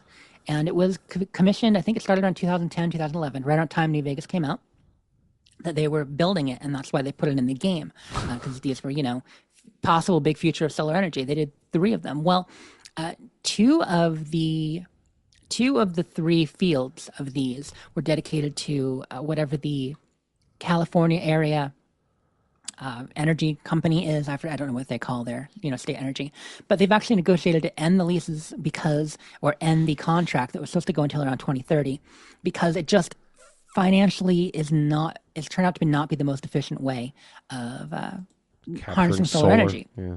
Like, it works, but at this point, the new photovoltaic type solar energy is just getting cheaper and cheaper and more efficient. So all these photovoltaic panels keep improving. Meanwhile, this concentrated solar with the receptors, I forget what they're actually called, that they get that boils water and uses that to create power, works, but it's no longer as efficient as the other way. So, but I tell you, driving across the desert was so depressing.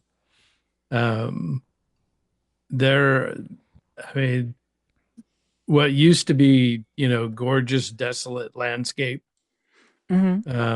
is now just miles and miles and miles of these, photo panels. Solar farms, right? Yeah. It was depressing. Are the wind turbines up all over the West? Because those are all over the Midwest now. You drive on the interstate, you just see turbines everywhere. I mean, they were out there when I was a kid. Oh, that's a more recent thing here. Yeah. I can remember we would drive, past the dinosaur, going into the Palm Springs area, and they had all different kinds of, different, shapes and sizes and everything. One of them looked like an old fashioned egg beater. And, they would rotate around, but they found out that those in, super high winds, which, in that area you get, 70, 80 mile an hour winds sustained. Yikes. And these things just turned into, metal spaghetti. Death trap. They just would twist up and Shrapnel get everywhere across the countryside. But yeah, they've been doing wind in that area for, since the late 60s. Yeah. And I don't know how big these solar farms are, but obviously these facilities were quite huge. So like I said, they're ridiculously huge. Yeah. I was furious. There are, Because the desert is gorgeous. The desert is absolutely right. You still want to be able to beautiful. see that. And I mean, I can't imagine the whole desert's covered, but it sounds like more than It was, well, along the highway, it Mhm. was everywhere. it must Everywhere. be. So And why you want to can't- obviously, that's the area people are going to see the most when they're Yeah, I was driving gonna through. say, why can't they go back 10 miles off the road and build the huge farms like But- out? Because it costs more. Of And course also, it does. you can see quite far. Like even if they go 10 miles off, you have to, you go 30 if you want it to not be quite just so obvious. just But- hide it. Just kinda hide it flat. underground. Oh wait, that doesn't well, work. you don't get a Gee whole whiz. lot of sun underground, but I hear you. So, long story short, on this actual story, I just want to finish real quick. Oh, so, sorry. I'm making there fun are of it. 3 of them. 2 of them are being decommissioned and they're winding down. The third is Southern California Edison, a separate power company, and they are trying to get out of their contract too. So, they will probably have all of them. Absolutely no more Helios within a couple of years. It's only been 11 years it was running. 11 years it was running fully, and people are saying it was maybe a boondoggle. Maybe we shouldn't have done this huge project to begin with, because another side effect was bird deaths. You may have recalled seeing stories about it, that birds are getting fried and cooked alive. They are flying past the solar. They're getting near that heat and they're landing on the ground like fried chicken, like in a video game, fully Yeah. cooked, ready to eat. Yeah. Like, yeah. Yeah, it's which bad. is the same problem they have with the big turbines too. They get Yeah. whacked in the head. Yeah. I think more birds die from this than even the turbines, though, from what I was reading. Yeah, 'Cause it's pretty intense. I went to the first one that they opened up in the Southern California, and it was you couldn't look at it even from miles away. It was so bright. And so it was problematic because, if you're Blinding driving people.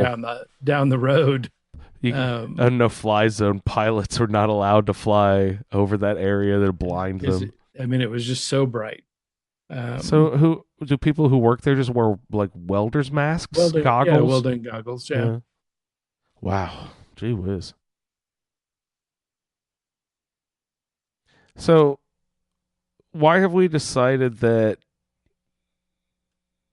harnessing electricity, turning a turbine is the best way to do that? Like, it seems like with nuclear power and this solar thing that they always want to boil water to turn a turbine to capture electricity. Why is turning a turbine the most efficient way to produce and capture electricity? I mean, there are a couple different photovoltaic panels. The other thing don't work that way. They're converting more directly from the heat, I think. But the reason a lot of these use steam is because it's a cycle there. Cycle of water becomes steam, becomes channeled. It's like and each then time you from the transfer heat. a material, though, you lose so much energy. So, like, just why? Right, they're transfer trying to make it steam? more and Yeah, more efficient. yeah. Yeah, because Crazy. it's the way we know how to convert it. That's know, how we can do it. Energy right? into electricity is through, the turbine. Mm-hmm. So it's how can you turn the turbine the most efficiently, which, was why Water used to do it, right? Well, because yeah. a river was a perpetual energy. And I mean, it's classic, right? Because renewable energies, you have geothermal, which is using heat and steam that actually come from the earth. So that's kind of similar. You're just cutting out the middleman. You're going right to the heat and steam. You've got hydroelectric, which is about rushing water, moving and spinning How turbines, many? and, creating energy. I know we have Hoover Dam, but are there other huge hydroelectric dams in the country still? Oh, Do they're those everywhere. exist? Are they? Yeah. Okay. We've got one here. We've got this, on the Chattahoochee River. Do you? Sweet. Most states have at least a couple hydroelectric facilities, I would think, in the Awesome. U.S. And I'm sure. Actually, I'm pulling up stats right now because I was just looking, most popular renewable energy, and hydro energy provides nearly 1/5 of the world's power. especially in the superpowers, China, Canada, Brazil, Russia, and the US. So yeah, I mean, it makes sense. It's what we know, and it's safer in a lot of ways. Yeah. So, anyhow, I But just the wanted to share that. panels, you know, are pretty good. I mean, my dad powers his house pretty much all year round on solar. It's I awesome. have a few So- friends that do that too, built into their roof, or you Yeah, know, he's got it on. He's got panels set up on his patio cover. yeah. Yeah. I mean, I'm glad we're going various renewables because obviously, we can't burn coal or oil or whatever forever, and nuclear may be safer in a lot of ways, but there's still possible issues. It's But hard to make coal to burn. But renewable energy is renewable, so that's good. But at the same time, you do got to figure out what the most efficient way to roll it out is, and what works with the land and for people. Yeah, and what we destroy to make them. Yep. Mm-hmm. Yeah, how you get there, right? Oh, Clint mentioning they run house and car both on solar, right? Because he's got an electric vehicle. Yep. And that's awesome. So, I mean, it's I remember pretty cool. geothermal was going to be the next new wave. Like, It's great if you live in Iceland. Yeah, you've got to be near geothermal vents. Yeah. I mean, I built a geothermal generator in Civilization on Wednesday. So, I mean, I support it fully. Yeah. That's hilarious. Right next to, Brackenberg. I'm trying to, what city-state was it near? Yeah, it was right near there. It was between Singapore and Brackenberg, which I'm not playing on the world map. If you didn't realize. It's a totally different map, randomly generated, but. Oh, that's fun. But they use real city names for all the city-states and stuff and people, except for what you rename. But while we're talking about power, that brings me to the next story. I've got two non-Fallout stories, I think, one of it, but they're both kind of related. Okay. So you're a big fan of Chernobyl lore and such. I mean, we all find it interesting, and obviously that connects to the Fallout series. Well, the Chernobyl silo was hit with an explosive drone warhead yesterday in the ongoing Russia-Ukraine war. Without getting into the politics of it, it was actually hit with an explosive warhead, and the outer containment was breached. Holy shit. But the inner containment was not breached, so they've done testing. They're not getting elevated levels of radioactivity. But yeah, it's talk about the dangers of nuclear war and tactics. Oh my God, that's and horrifying. nuclear power. In nuclear power during war. What's interesting is this actually happened multiple times on their currently active a nuclear power generator, like one of the primary ones in Ukraine, and it hasn't been damaged. But the containment stuff on the old Chernobyl silo, they did manage to break through. So hopefully they don't continue that tactic. Don't crack that shit open, guys. Yeah, not good, not good. Then in actual Fallout news, what have we got going on right now? Double everything this weekend. So we had a big surprise. I was talking last week. We knew we were going to get double XP. That was on the calendar, but then they announced double score. So we're getting both double score and double XP. Wait. This weekend. About everybody's favorite, double mutations. We didn't get the double. Come on. Just a double. Yeah. Not a triple double. Not a triple double. Quadruple double mutations, double caps, double score. What's that burger place that does the doubles? Is that In-N-Out In-N-Out. Burger? Yeah. Yeah. California thing.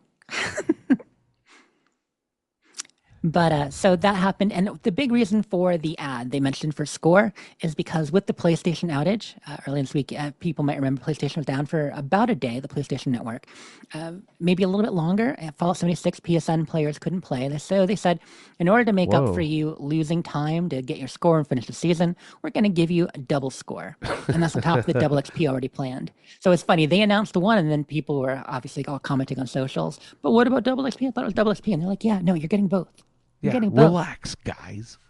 So exciting. That was fun, and that's how I finished the board. Of course, was that extra XP and doing West Tech and all that. Fashnacht.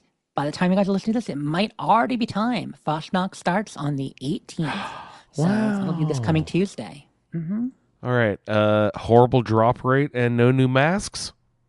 Oh no, we got new masks. Got new masks. Sweet. Oh my god. Do you know what mask we have? Zorro.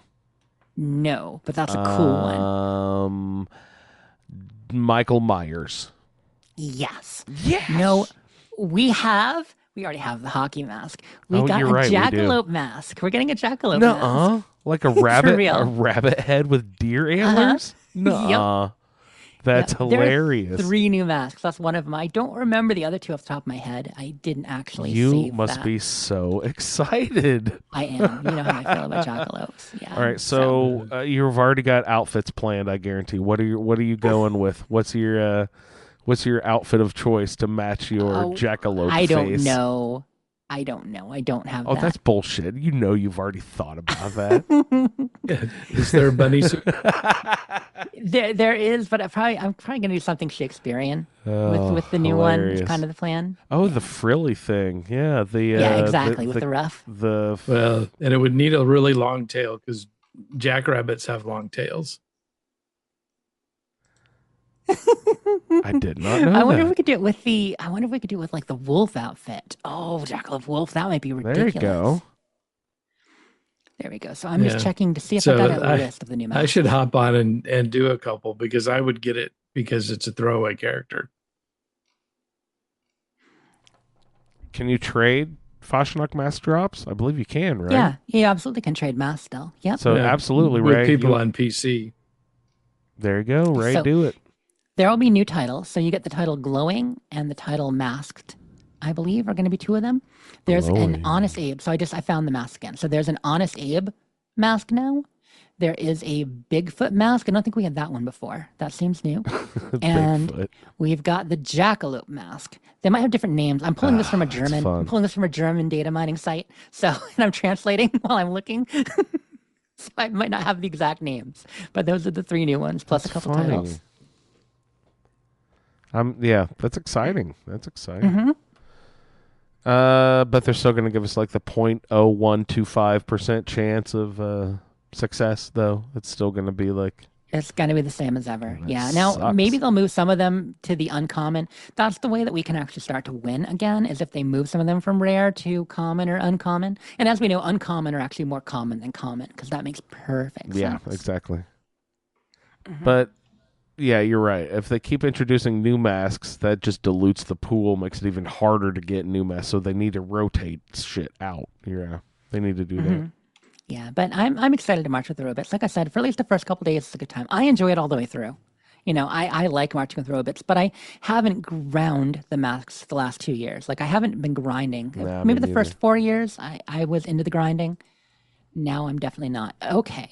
Well, we would like hop, like do that server to like try to catch it on a second server, and then like everyone jump to a third private server to like do loops, and like you're just like, we got to get all the fucking People still definitely masks." do that. There are Yeah. people who still will hit, 40 marches in a day and 24 hours, But, 40 marches in a day. Good lord. yep. Here we go. Good job, guys. It's a good time. I love Fashnacht. But like I said, if I still tried to grind it, I would get tired of it by halfway through as well. That's why I don't. It's just fun to see friends. There's Yeah, one that time of is the year good. when you know everybody will be like Yep. Meat Week. Yep. Yeah, so we got that, and then beyond that, Fashnacht for real. For real. I guess that's it. I don't know why I wrote for real. Because I'm we're excited gonna about that. we're gonna go do it in real life. It must be in the next weekend. When's it start in real life? I think it's actually a little bit delayed this year. I don't remember the exact dates, but yeah, Fashnacht is coming up for real too. Let's see. It has something to do with like that whole Shreve Tuesday thing, right? The Fat Tuesday. When is that? When is Mardi Gras and stuff? That's soon or now. When is it? It actually already started. This year. Okay. Yeah, they mentioned. Does that moving rotate it. when it starts every year? Fashnacht It's Day, just like Easter does. Right. Okay. Yeah, it always moves. But Fashnacht is March 4th. So yeah, it's after February this year. It's the beginning of March. Interesting. in real Okay, life. cool. I know our buddy Alex, who lives not far from me, has made that trip over to the real Helvetia and Yeah, seen the real him and Ash Fashnacht and a event. number of Yeah. friends have. Yep. And I've always wanted to go. Maybe one day. All right, you guys, do we have any other things you guys like to chat about before signing off? I think that about wraps it up. Got anything there, Ray? Then Nope. in that case, Go play No Man's Sky. we'll play No Man's Sky. You can find Ray over there on the Twitters at RayLB. Also, at BBC ISSS for the Butcher Baker Candlemaker in Space. But mainly over here in our Discord. Please join up in our Discord. Ray, thanks so much for hopping on tonight. Good times. You can find her at Sleep is 4T everywhere for information about her very many projects. Blue Sky, Twitter, etc. Jess, thank you so much for hopping on. Thank you, and have a great day, everyone. She is also hanging out in the Discord a lot, too. You can find me in the Facebook group, and the show can be found at the Fallout Feed. I'd like to thank everyone for downloading this edition of the Fallout Feed. We'll see you in the Wasteland. Thank you for downloading this episode of the Fallout Feed Roundtable. If you are interested in doing a play-along character with us, the show can be contacted by emailing falloutroundtable@gmail.com. For the Roundtable schedule, our Amazon link, and all other show information, please head on over to asapodcasting.com, where you will find the Fallout Feed, a Skyrimatic podcast, our YouTube channel, the Chatterbox, as well as other content. Once again, thank you for downloading, and we'll see you in the Wasteland. Mothman was mostly about love, a little bit about vengeance. You know how he can be. He declared war on me hard. I was into the grinding. Now I'm definitely not.